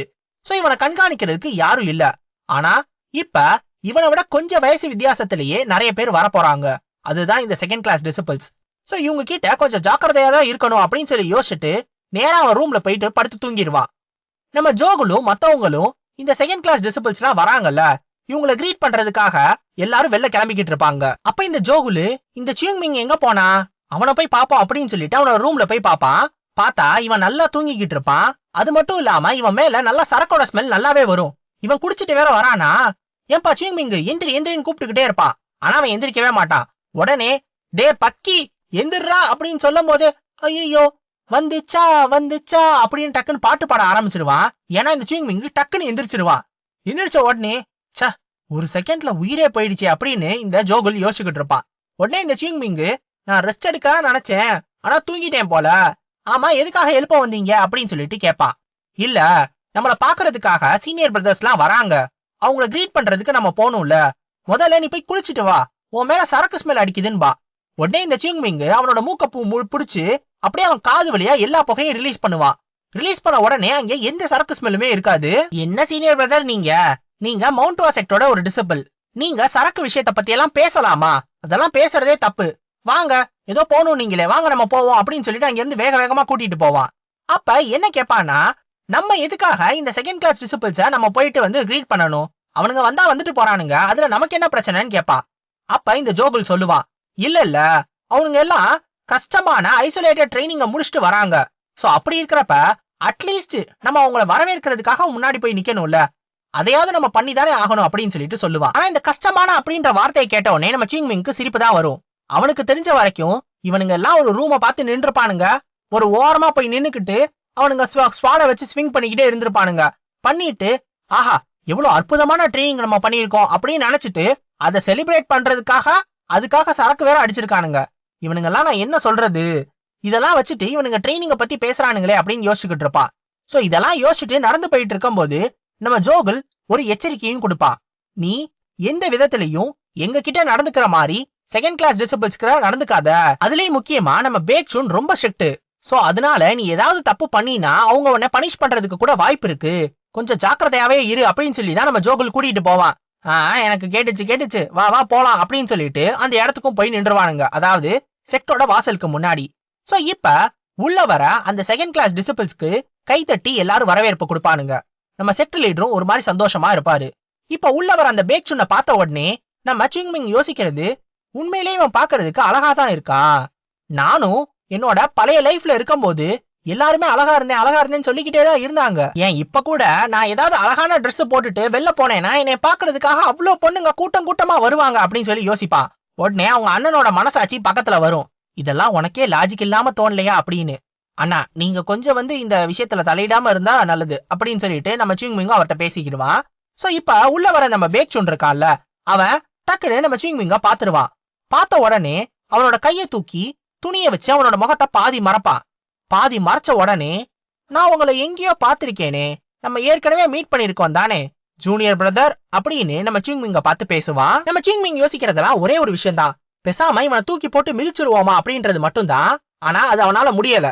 நம்ம சூயிங் மிங்க எங்கேயோ பார்த்த மாதிரியே இருக்கு, நான் உன்னை ஏற்கனவே பாத்திருக்கேன் அப்படின்னு சொல்லிட்டு நம்ம பேக்சூன் சொல்லுவான். அப்படி சொல்லும் போது இல்ல நான் உங்களை இதுக்கு முன்னாடி பார்த்ததே கிடையாதுன்னு சொன்னாலும் கூட நம்ம பேக்சூனுக்கு நல்லா தெரிஞ்சிடும் அது சூயிங் மிங் தான். நீ என்னோட தேர்ட் கிளாஸ் டிசிபிள் தானே, உன்னை அடிக்கடி சந்திக்க வேண்டியது இருக்கும், இனிமேல் நம்ம பாப்போம் அப்பப்ப அப்படின்னு சொல்லிட்டு அவன் செக் லீடர் கிட்ட தன்னோட மரியாதை செலுத்துறதுக்காக அங்க இருந்து போயிருவான். நம்ம சூயிங் மிங்கால இவனை எதிர்த்து ஓப்பனா எதுவும் பண்ண முடியாது, ஏன்னா அவன் சீனியர். சோ ஏதாவது பண்ணி பிரச்சனை ஆயிடக்கூடாதுன்னு நம்ம சூயிங் மிங்கும் அமைதியா இருப்பான். அப்ப அவன் கொஞ்சம் நடந்து போன உடனே நம்ம ஜாங்கு நம்ம சூயிங் மிங் கிட்ட சொல்லுவான், அவர் தான் இந்த மவுண்ட் வாசெக்டோட கிரேட்டஸ்டான ஜீனியஸ் அப்படின்னு. கிரேட்டஸ்டான ஜீனியஸா? இரு என்னையும் என்னோட சின்ன வயசுல அப்படித்தான் சொன்னாங்க, ஆனா கொஞ்ச நாள்ல எங்க அண்ணன் அப்படி கூப்பிடுறதை நிறுத்திட்டாரு அப்படின்னு சொல்லிட்டு யோசிச்சுக்கிட்டு இருப்பான் நம்ம சூயிங் மிங். இவர் ஏன் மவுண்ட் வாசெக்டோட கிரேட்டஸ்ட் ஜீனியஸ் அப்படின்றது நம்ம சூயிங் மிங்க்கு புரியாது. உடனே சூயிங் மிங் என்ன கேட்பானா, நம்ம பிரதர் ஜோகுல் தானே மவுண்ட் வாசெக்டோட கிரேட்டஸ்டான ஜீனியஸ், நீங்க என்னமோ அவரை சொல்றீங்க அப்படின்னு.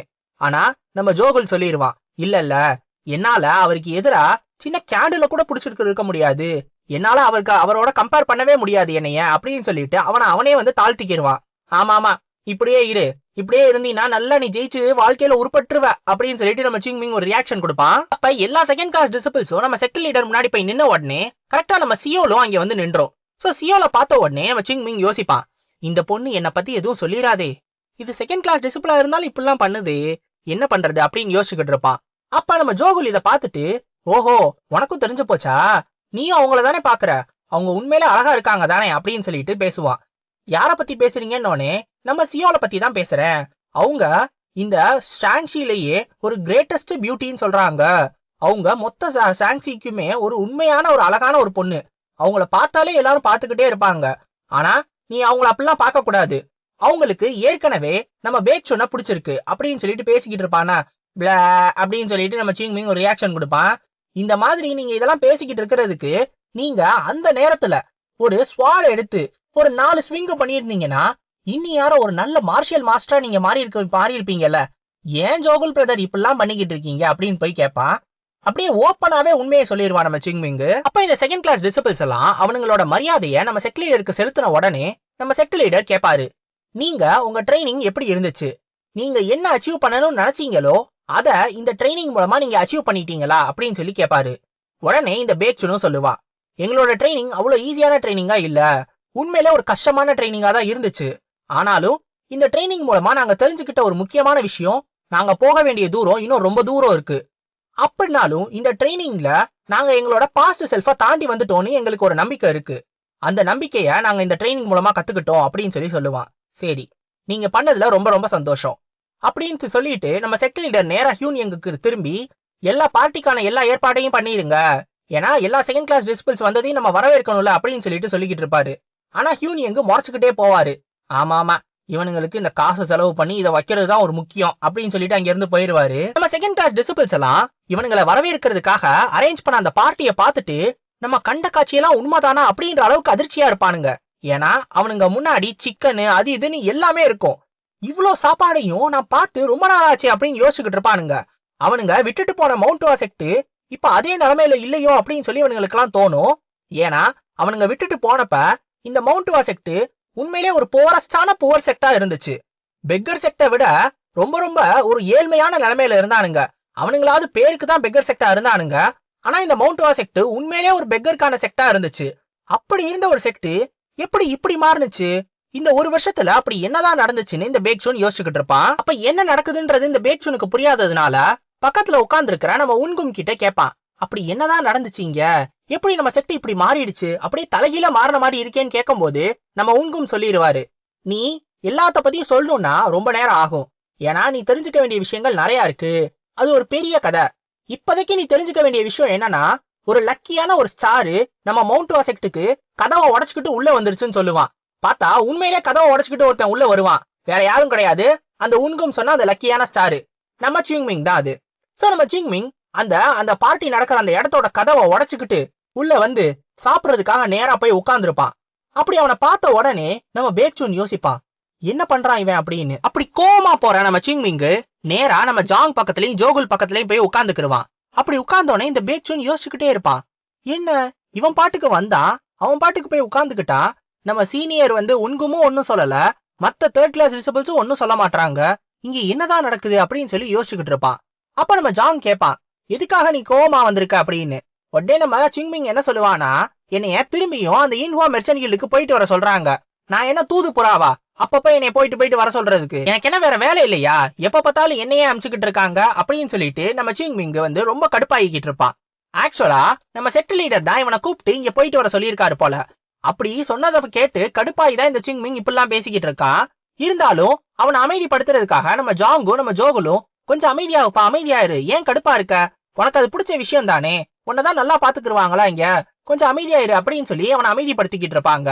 அப்ப நம்ம பேக்சூன் இதை பார்த்துட்டு இன்னும் அதிர்ச்சி ஆயிருவான். ஏன்னா ஏற்கனவே அவன் இந்த மாதிரிலாம் பண்ணதை பார்த்து யாருமே ஒன்னும் சொல்லாம இருக்கிறத கேட்டே அவனுக்கு கொஞ்சம் அதிர்ச்சியா தான் இருக்கும். இதுல செக்ட் லீடரே அவனை கூப்பிட்டு ஒரு வேலை கொடுத்திருக்காரு, அதை நினைச்சு அவன் கோபம் வேற படுறான். ஆனா அதை சமாதானப்படுத்துறதுக்கு நம்ம ஜாங்கும் நம்ம ஜோகுலும் வேற வராங்க. இதெல்லாம் என்னதான் நடக்குது, நம்ம ஜாங்கும் ஜோகுலும் தான் இந்த தேர்ட் கிளாஸ் டிசிபிள்ஸ்லயே ஓல்டஸ்ட் அப்புறம் ஸ்ட்ராங்கஸ்ட், இவங்க ரெண்டு பேருமே இவன் பேச்சதான் கேக்குறாங்களா, இப்ப இதெல்லாம் பாசிபிளா அப்படின்னு சொல்லிட்டு நம்ம பேக்சூன் யோசிச்சுக்கிட்டு இருப்பான். அப்ப அவன் பக்கத்துல இருக்கிறவன், சீனியர் பிரதர் நீங்க சாப்பிடலையான்னு கேட்கும் போது நம்ம பேக்சூனுக்கு ஒரு விஷயம் ஞாபகம் வரும். ஆமா, ஜூனியர் சிஸ்டர் சியோல் எங்க போனாங்க அப்படின்னு சொல்லி கேட்பான். அவங்க எங்க இருக்கானுங்கன்னு யாருக்குமே தெரியாது, நீங்க இப்படி நீங்க பாட்டுக்கு சாப்பிட்டுக்கிட்டு இருக்கீங்களே, அவங்களும் நம்ம கூட வந்தவங்க தானே, அவங்க சாப்பிட்டாங்களா இல்லையான்னு கேட்காம நீங்க பாட்டுக்கு சாப்பிடலாமா, முதல்ல அவங்கள போய் கண்டுபிடிப்போம் அப்படின்னு சொல்லிட்டு இந்த சியோலை கண்டுபிடிக்கிறதுக்காக நம்ம பேக்சூன் எந்திரிப்பான். பார்த்தா சியோல் கரெக்டா அந்த நேரத்துல அதுவே தானா அந்த இடத்துக்கு வந்துரும். வந்த உடனே ஜூனியர் சிஸ்டர் இங்க வாங்க அப்படின்னு கைய காட்டுவான். ஆனா அது கண்டுக்காம நேரா நம்ம சிங்மிங்க பார்த்து போயிரும். திரும்பியும் இவனுக்கு ஒரு அதிர்ச்சி, இவங்க என்ன தானாவே போறாங்க அப்படின்னு. நம்ம சியோல் போயிட்டு நம்ம சிங்மிங்க பார்த்து, நான் உன்கிட்ட ஒரு முக்கியமான விஷயத்த பேசணும், நான் உன் பக்கத்துல உட்காந்துக்கலாமா அப்படின்னு சொல்லி கேட்கும். இதை கேட்ட உடனே சுத்தி இருந்தவனுங்க எல்லாருக்குமே அதிர்ச்சி. என்னது, நம்ம சியோல் சிஸ்டர் அவங்களே தானா போயிட்டு ஒரு பையன் கிட்ட பேசுறானுங்களா? இதெல்லாம் எங்க இருந்தா நடந்துச்சு? இதெல்லாம் உலக அதிசயமாச்சேடா அப்படின்னு சொல்லி எல்லாரும் கத்திக்கிட்டு இருப்பானுங்க. நம்ம சிங்மிங் இதுக்கு சிம்பிளா ஒரு பதில் சொல்லுவான், முடியாது அப்படின்னு. இதை கேட்ட உடனே நம்ம சியோலு, சரி அட்லீஸ்ட் என்னைய பேச மட்டுமாவது விடு, நான் உன் டைம் எல்லாம் ரொம்ப எடுத்துக்க மாட்டேன், வெறும் கொஞ்ச நேரம் மட்டும் தான் பேச போறேன் அப்படின்னு சொல்லி சொல்லும். ஆனா அவன் திரும்பியும் இல்ல என்னால முடியாது, நான் ஒரு தடவை உங்களுக்கு சொன்னா உங்களுக்கு புரியவே புரியாதா, ஏன் இந்த மாதிரி சும்மா நொச்சரிச்சுக்கிட்டே இருக்கீங்க அப்படின்னு சொல்லிட்டு கத்திக்கிட்டே இருப்பான். இதெல்லாத்தையும் பார்த்து நம்ம ஜோகுலுக்கு ரொம்ப அதிர்ச்சியா இருக்கும். இவன் ஏன் இந்த மாதிரிலாம் பண்றான்? சீனியர் சிஸ்டரு தானாவே ஒருத்தவன்ட்ட பேசுறதே ரொம்ப ரொம்ப அதிசயம். அதுல இவன் பேச வரத வேற தட்டி கழிச்சுக்கிட்டே இருக்கான். இத பார்த்து எனக்கு மட்டும் இல்ல, சுத்தி இருக்கிறவங்க எல்லாருக்குமே கோவம் வருமே அப்படின்னு சொல்லி யோசிப்பான். உண்மையிலே சுத்தி இருக்கிற நிறைய செகண்ட் ரேங்க் டிசிபிள்ஸ் கோவப்பட்டுக்கிட்டு இருப்பானுங்க இதை பார்த்து. அப்ப நம்ம சிங்மிங் சொல்லுவான், நான் சாப்பிடுறது உங்க கண்ணுக்கு தெரியலையா, என்னை சாப்பிட கூட விட மாட்டீங்களா அப்படின்னு சொல்லி கேட்ட உடனே, ஓஹோ அப்படியா, அப்ப சரி நீ சாப்பிடு, அது வரைக்கும் நான் வெயிட் பண்றேன், அப்புறம் நான் உன் கூட பேசுறேன்னு சொல்லிட்டு அவன் பக்கத்திலே உட்கார்ந்துரும். நீங்க இங்கிருந்து போகவே மாட்டீங்களான்னு அவன் கேட்டுக்கிட்டே இருப்பான். ஆனா அது கண்டுக்கவே கண்டுக்காது, பக்கத்திலே உட்கார்ந்துருக்கும். இப்ப இது எல்லாத்தையும் பார்த்துட்டு சின்னதா ஒரு குரல் வரும். யாருன்னு பார்த்தா நம்ம பேக்சுன் தான். நம்ம பேக்சுனை எல்லாரும் அப்படியே சீரியஸா திரும்பி பாப்பானுங்க. நம்ம பேக்சுன் அங்க இருந்து சொல்லுவான், உன் பேரு சிங்மிங் தானே சொன்ன அப்படின்னு. ஆமான்னு சொன்ன உடனே இந்த பேக்சுன் சொல்லுவான், உன்னை செக்டர் லீடர் அடிக்கடி ஏதோ ஒரு விஷயத்துக்காக வெளியே அனுப்பிச்சுக்கிட்டே இருக்காரு. சோ உன்னை வேலை பார்க்க வைக்கிறாங்கன்றதுனால நீ டயர்டா இருப்ப, அது நான் ஒத்துக்கிறேன். ஆனா உன்னோட சீனியர் சிஸ்டர் அவங்க உன்கிட்ட பேச வரும்போது நீ அவங்கள்ட்ட காது கொடுத்து கூட பேசவே மாட்டியே, இது தப்பு கிடையாதா அப்படின்னு சொல்லி கேட்பான். உடனே நம்ம பேக்சுன் என்ன நினைப்பானா, அவனோட சீனியர் பிரதரா இருந்து எல்லாரும் முன்னாடியும் அவனோட தப்ப சுட்டி காட்டணும்னா அவனால ஒண்ணுமே பேச முடியாது அப்படின்னு சொல்லிதான் நினைப்பான். ஆனா நம்ம சிங்மிங் தான் இதை பத்தி எல்லாம் கவலைப்படுறவனே கிடையாது. நேரா மூஞ்சில அடிச்ச மாதிரி கேட்பான், நான் எதுக்காக அதை பண்ணணும் அப்படின்னு. இதை கேட்ட உடனே பேக்சுன் அதிர்ச்சியாகி, நீ என்ன சொல்ற, ஒரு சீனியர் பிரதர் ஒரு சீனியர் பிரதரும் ஒரு சீனியர் சிஸ்டரும் உன்கிட்ட பேசினா நீ பேசித்தானே ஆகணும், நீ அவங்களோட ஜூனியர் பிரதர், நீ பதில் சொல்லிதான் ஆகணும். அதுல முக்கியமான ரீசன் என்னன்னா கர்ட்டசி, ஒரு மரியாதைக்காவது நீ அவங்கள்ட்ட பேசணும் தானே அப்படின்னு சொல்லி கேட்பான். ஓஹோ நீங்க சொன்னது எனக்கு புரிஞ்சிருச்சு, இருங்க அப்படின்னு சொல்லிட்டு திரும்பி, சிஸ்டர் சியோல் அவரு உங்களை பார்த்து தான் பேசிக்கிட்டு இருக்காரு, நீங்க என்னோட பர்சனல் ஸ்பேஸ்குள்ள உள்ள உங்க மூக்க நுழைச்சுக்கிட்டே இருக்கீங்க, அந்த காரணத்தை தான் அவர் சுட்டி காட்டுறாரு, அவர்கிட்ட நேரம் மன்னிப்பு கேளுங்க, அவர் உங்க முன்னாடிதான் இருக்காரு பாருங்க, உங்க தப்ப சொல்றாரு பாருங்க அப்படின்னு சொல்லிடுவான். இந்த சிஸ்டர் சியோலுக்கும் எதுவுமே புரியாதுல்ல, அதுதான் ஒரு முட்டாளாச்சு. உடனே திரும்பி, என்னை மன்னிச்சிருங்க சீனியர் பிரதர், நான் அவ்வளோலாம் யோசிக்கவே இல்லைன்னு சொல்லிடும். உடனே அவர்கிட்ட இல்ல நம்ம சீனியர் உன்கும் கிட்ட கேளுங்க, அவரும் இங்க இருக்காரு பாருங்க, அவர்கிட்ட மன்னிப்பு கேளுங்கன்னு சொல்லுவான். சொன்ன உடனே அவரையும் பார்த்து திரும்பி, என்ன மன்னிச்சிருங்க சீனியர், நான் இவ்வளவு தூரம் எல்லாம் யோசிக்கவே இல்ல, நான் இந்த மாதிரிலாம் நடந்துக்கிட்டது என்னை மன்னிச்சிருங்கன்னு வேற மன்னிப்பு வேற கேட்கும், என்ன சொன்னாலும் செய்யுது இது. உடனே நம்ம சீனியர் உன்குமோ அதெல்லாம் ஒன்றும் பிரச்சனை இல்ல, நீ உட்காந்துக்கோ, நீ உட்காந்து சாப்பிடு அப்படின்னு சொல்லி விட்டுருவாரு. இப்ப நம்ம பேக்சுனுக்கு இன்னும் அதிர்ச்சி ஆயிரும். உடனே அவன் திரும்பி நம்ம சிங்மிங்க திரும்பி பார்த்து, உன் பேரு சிங்மிங் தானே சொன்ன அப்படின்னு சொல்லி கேட்பான். இப்ப நம்ம ஜோகுல் மனசுக்குள்ள வேண்டிக்கிட்டே இருப்பான், தயவு செஞ்சு இனிமேலும் அவரை கோவப்படுத்துற மாதிரி எந்த வார்த்தையும் விட்டுறாத, உன்னை நான் கெஞ்சி கேட்டுக்கிறேன், உனக்கு கோடான கோடி நன்றியா போகும், தயவு செஞ்சு வார்த்தையை விட்டுறாதரா செல்லமே, விட்டுறாதரான்னு கெஞ்சிக்கிட்டே இருப்பான் மனசுக்குள்ள. உடனே இந்த சிங்மிங்கும் வாயை திறப்பான், நீங்க ட்ரைனிங் ரொம்ப நாள் முடிச்சுட்டு வந்ததுனால டயர்டா இருப்பீங்க போல, அதனால உங்களுக்கு மூளை ஒழுங்கா வேலை செய்யல போல, திரும்பி கேட்ட கேள்வியே திரும்பி கேட்டுக்கிட்டு இருக்கையா, போய் கொஞ்ச நேரம் ரெஸ்ட் எடு, இங்க உனக்கு என்ன வேலை அப்படின்னு சொல்லி கேட்டுருவான். இதை கேட்ட உடனே முதல்ல அதிர்ச்சி ஆகிறது நம்ம ஜாங்கும் ஜோகுலும் தான். நம்ம ஜாங்கெல்லாம் அவன் சாப்ஸ்டிக்ஸ்ல வச்சிருந்தா சாப்பாடே கீழே போட்டுருவான், அந்த அளவுக்கு அதிர்ச்சியில இருப்பான், அப்படியே உறைஞ்சு போய் நிப்பானுங்க ரெண்டு பேரும். இப்ப நம்ம பேக்சுன் நேரா உன்கும் பக்கம் திரும்புவான், நான் இதை பண்ண வேணாம்னு நினைச்சேன், ஆனா நீ தான் என்னை இதை பண்ண வச்ச, இதுக்கப்புறம் நீ வருத்தப்பட்டு ஒரு பிரயோஜனமும் இல்ல, வரப்போற கான்சிக்வன்ஸ நீ தான் ஃபேஸ் பண்ண போறன்னு சொல்லிட்டு நம்ம உன்கும் கிட்ட பேசுவான். ஒரு தேர்ட் கிளாஸ் டிசிபிள் யாரோட உதவியும் இல்லாம தனியா கீழே எங்கேயுமே போக கூடாது, அதுவும் செக்ட விட்டு போகவே கூடாது. ஆனா நான் பார்த்த ஒரு தேர்ட் கிளாஸ் டிசிபிள் அவனோட பர்சனல் ரீசன்ஸ்க்காக அவன் ஹுவாவுமோட வில்லேஜுக்கு போயிட்டு வந்தான், இது எல்லா வகையிலையும் தப்பு, அண்ட் அந்த பையன் இங்கதான் இருக்கான், அதோ அந்த பையன் தான், அவன் தான் சிங்மிங் அப்படின்னு சொல்லிட்டு நம்ம பேக்சுன் நேரா போட்டு கொடுத்துருவான். கடைசியா அவன் எடுக்கிற அஸ்திரம் இதுதான். இந்த மாதிரி போட்டு கொடுத்துட்டோம்னா அதுக்கு மேல அவனை எல்லாரும் கண்டிக்க ஆரம்பிச்சிருவாங்க அப்படின்னு சொல்லிட்டு இந்த பேக்சுன் நினைப்பான். ஆனா நம்ம உன்குமோட ரியாக்ஷன் அப்படி இருக்காது. நம்ம உன்கும் அப்படியா சரி அப்படின்னு சொல்லிட்டு விட்டுருவான். இல்ல என் காது எதுவும் தப்பா கேக்குதா, என்ன வந்ததுல இருந்தே ஏதோ வித்தியாசமா இருந்துகிட்டே இருக்கே அப்படின்னு சொல்லிட்டு இந்த பேக்சுன் யோசிப்பான். சோ நம்ம பேக்சுன் உன்கும் கிட்ட இப்படி கேட்டும் கூட நம்ம உன்கும் பெருசா ரியாக்ஷனே காட்ட மாட்டான்றது அவனுக்கு கொஞ்சம் அதிர்ச்சியா இருக்கும். உடனே நம்ம உன்கும் என்ன சொல்லுவான்னா, அந்த ஒரு பையன் மட்டும் எப்ப வேணாலும் வெளில போயிட்டு வரலாம், அவனுக்கு பெர்மிஷன் இருக்கு அப்படின்னு சொல்லிடுவாரு. பர்மிஷனா? அந்த மாதிரி ஒரு பர்மிஷனை யார் கொடுத்தது அப்படின்னு சொல்லி இந்த பேக்சூன் கேட்கும்போது, செக்ட் லீடர் தான் கொடுத்தாரு, உனக்கு ஏதாவது அதுல பிரச்சனை இருக்கா அப்படின்னு உன்கும் கேட்டுருவாரு. அவ்வளவுதான். செக்ட் லீடரோட பேரை இழுத்தோனே அதுக்கு மேல இந்த பேக்சூனால ஒண்ணுமே பேச முடியாது. ஏன்னா செக்ட் லீடரே ஒருத்தருக்கு பர்மிஷன் கொடுத்திருந்தாங்கன்னா அதை எதிர்த்து பேசுற அளவுக்கு நம்ம பேக்சூன் அவ்வளவு அத்தாரிட்டியில பெரிய ஆள் கிடையாது. இப்ப அந்த இடத்துக்கு நம்ம ஹியூன் யங் வருவான். இதை நான் கடைசி வரைக்கும் பார்த்தே ஆகணும், என்ன நடக்குதுன்னு பாத்துருவோம்னு சொல்லிட்டு நேரா நம்ம ஹியூன் யங் கிட்ட போயிட்டு, வணக்கம் எல்டர், நான் உங்ககிட்ட ஒரு முக்கியமான விஷயத்த சொல்லணும் அப்படின்னு சொல்லுவான். அப்படியே நம்ம ஹியூன் யங்கும் என்ன விஷயம் சொல்லு அப்படின்னு கேட்ட உடனே, நான் ஒரு 3rd கிளாஸ் டிசிபிளை பார்த்தேன், அதுவும் மவுண்ட் வாசெக்ட சேர்ந்த ஒரு 3rd கிளாஸ் டிசிபிள் வெட்ட வெளியில பட்ட பகல்ல ஹுவாவும் வில்லேஜ்ல இருக்கிற ஒரு ரெஸ்டாரண்ட்ல உட்காந்து சரக்கு அடிச்சுக்கிட்டு இருந்தான். இத நான் என் 2 கண்ணால பார்த்தேன்னு சொல்லுவான். என்னது ஆல்கஹாலா? ஆல்கஹாலா நம்ம செக்ட்ல இருக்க ஒரு 3rd கிளாஸ் டிசிபிள் குடிச்சுக்கிட்டு இருந்தானா? நீ உண்மையிலே கரெக்டா பாத்தியா? நீ எதுவும் தப்பா பாக்கலையே, அவன் நம்ம செக்டரோட டிசிபிள் தானா அப்படின்னு சொல்லிட்டு கேட்பான். ஆமா, நான் நல்லா பார்த்தேன்னு. யார் அவன்? எவனுக்கு இந்த தைரியம் வந்துருச்சு? இந்த மாதிரி ஆல்கஹால்லாம் அதுவும் பட்ட பகல்ல குடிச்சுக்கிட்டு இருக்கானுங்களா? எவன் அவன் அப்படின்னு சொல்லிட்டு நம்ம ஹியூன் யங் கேட்பான். உடனே அங்க உட்காந்துருக்க பையன் பாத்தீங்களா, அந்த பையன் தான், அந்த சிங்மிங் தான் இது எல்லாத்தையும் குடிச்சா அப்படின்னு சொல்லிட்டு இந்த பேக்சூன் சொல்லுவான். சொன்ன உடனே நம்ம ஹியூன் யங்கோட எக்ஸ்பிரஷன் மாறிடும். ஓஹோ, சிங்மிங் நான் சொன்னேன், சிங்மிங் குடிச்சதை நீ பாத்தியா அப்படின்னு கேட்ட உடனே ஆமான்னு சொல்லுவானா. சிங்மிங் குடிச்சா உனக்கு என்ன பிரச்சனைன்னு கேட்டுருவான். என்ன சொல்றீங்க? இல்ல எனக்கு புரியல. ஒரு 3rd கிளாஸ் டிசிபிள் இந்த மாதிரி தப்பு பண்றது ரூல்ஸை பிரேக் பண்றது இல்லையா அப்படின்னு சொல்லி கேட்ட உடனே, ரூல்ஸை யாரு நீயா எழுதுன? நீங்களாம் என்ன பண்ணிக்கிட்டு இருக்கீங்க? சும்மா அந்த சாப்பாடை சாப்பிட்டுக்கிட்டு இருக்கீங்க. அந்த சாப்பாடை சாப்பிடறதுக்கு உங்களுக்கு தகுதி இருக்கா? இங்க இருக்கிறவன் எல்லாருமே வெட்டி பசங்க, ₹1 கூட சம்பாதிக்க மாட்டீங்க. ஆனா அவன் போயிட்டு அவனுக்கும் மட்டும் இல்லாம உங்களுக்கும் சேர்த்து சாப்பாடு போடுறதுக்கு அவன் தான் காசு சம்பாதிச்சுட்டு வந்திருக்கான். அந்த காசுல கொஞ்சோன்னு எடுத்து அவன் குடிச்சானா அதுல உனக்கு என்ன பிரச்சனை? இந்த தடவை குடிக்க கூடாதுன்னு ஏதாவது ரூல்ஸ் இருக்கா? இல்ல ரூல்ஸ் இருக்கிற மாதிரி உனக்கு தெரியுமா? அப்படிலாம் எதுவுமே கிடையாது. நீ சீனியர் மோஸ்ட் டிசிபிள், அதுவும் நீ ஒரு 2nd கிளாஸ் டிசிபிள்ன்றதுனால உன்னோட ஜூனியர் பிரதரை நீ இந்த மாதிரிலாம் அவன் ஏதாவது சின்ன தப்பு பண்ணாலே அவனை ஏதாவது சொல்லிக்கிட்டே இருப்பியா? நீ சாப்பிடுற சாப்பாடையும் அவன் தான் கொடுத்துருக்கான். நீ சும்மா போயிட்டு அப்படியே ஒரு கட்டி எடுத்து ஒரு 4 தடவை ஸ்விங் பண்ணிட்டு வந்துட்டா உனக்கு இந்த சாப்பாடுலாம் சாப்பிடறதுக்கு தகுதி இருக்குன்னு நினைச்சுக்கிட்டியா அப்படின்னு சொல்லிட்டு திட்டிக்கிட்டே இருப்பான். உடனே நம்ம ஹியூன் சாங் எப்பயும் போல இவர் வாயை பொத்தி அங்க இருந்து கூட்டிட்டு போயிருவாரு. இப்ப நம்ம ஹியூன் யங்கும் இந்த மாதிரி நம்ம சிங்மிங்க்கு சப்போர்ட் பண்ணி பேசின உடனே அதுக்கு மேல இந்த பேக்சூனால ஒண்ணுமே பேச முடியாது. அவன் அமைதியா அப்படியே அவனோட ரூமுக்கு போயிருவான். அந்த ரூம்ல அவன் கூட அடுத்த சீனியர் மோஸ்ட் டிசிபிள் யாருன்னா அவனோட பேரு பேக்சாங். அவனும் அங்கேதான் இருப்பான். அந்த பேக்சாங் என்ன சொல்லுவானா, இதெல்லாம் உங்களுக்கு வித்தியாசமா தெரியலையா சீனியர் பிரதர்? எல்லாருமே அந்த பையனுக்கு தான் சப்போர்ட் பண்றாங்க. ஏன் நம்ம சிஸ்டர் யூவே அந்த பையனை தேடி போயிட்டு இருக்காங்க. அவங்க நம்ம கிட்ட பேசுறது கூட கிடையாது. இதெல்லாம் என்ன நடந்துச்சு? நம்ம போன இந்த 1 வருஷத்துக்குள்ள எப்படி இதெல்லாம் மாறுனுச்சு?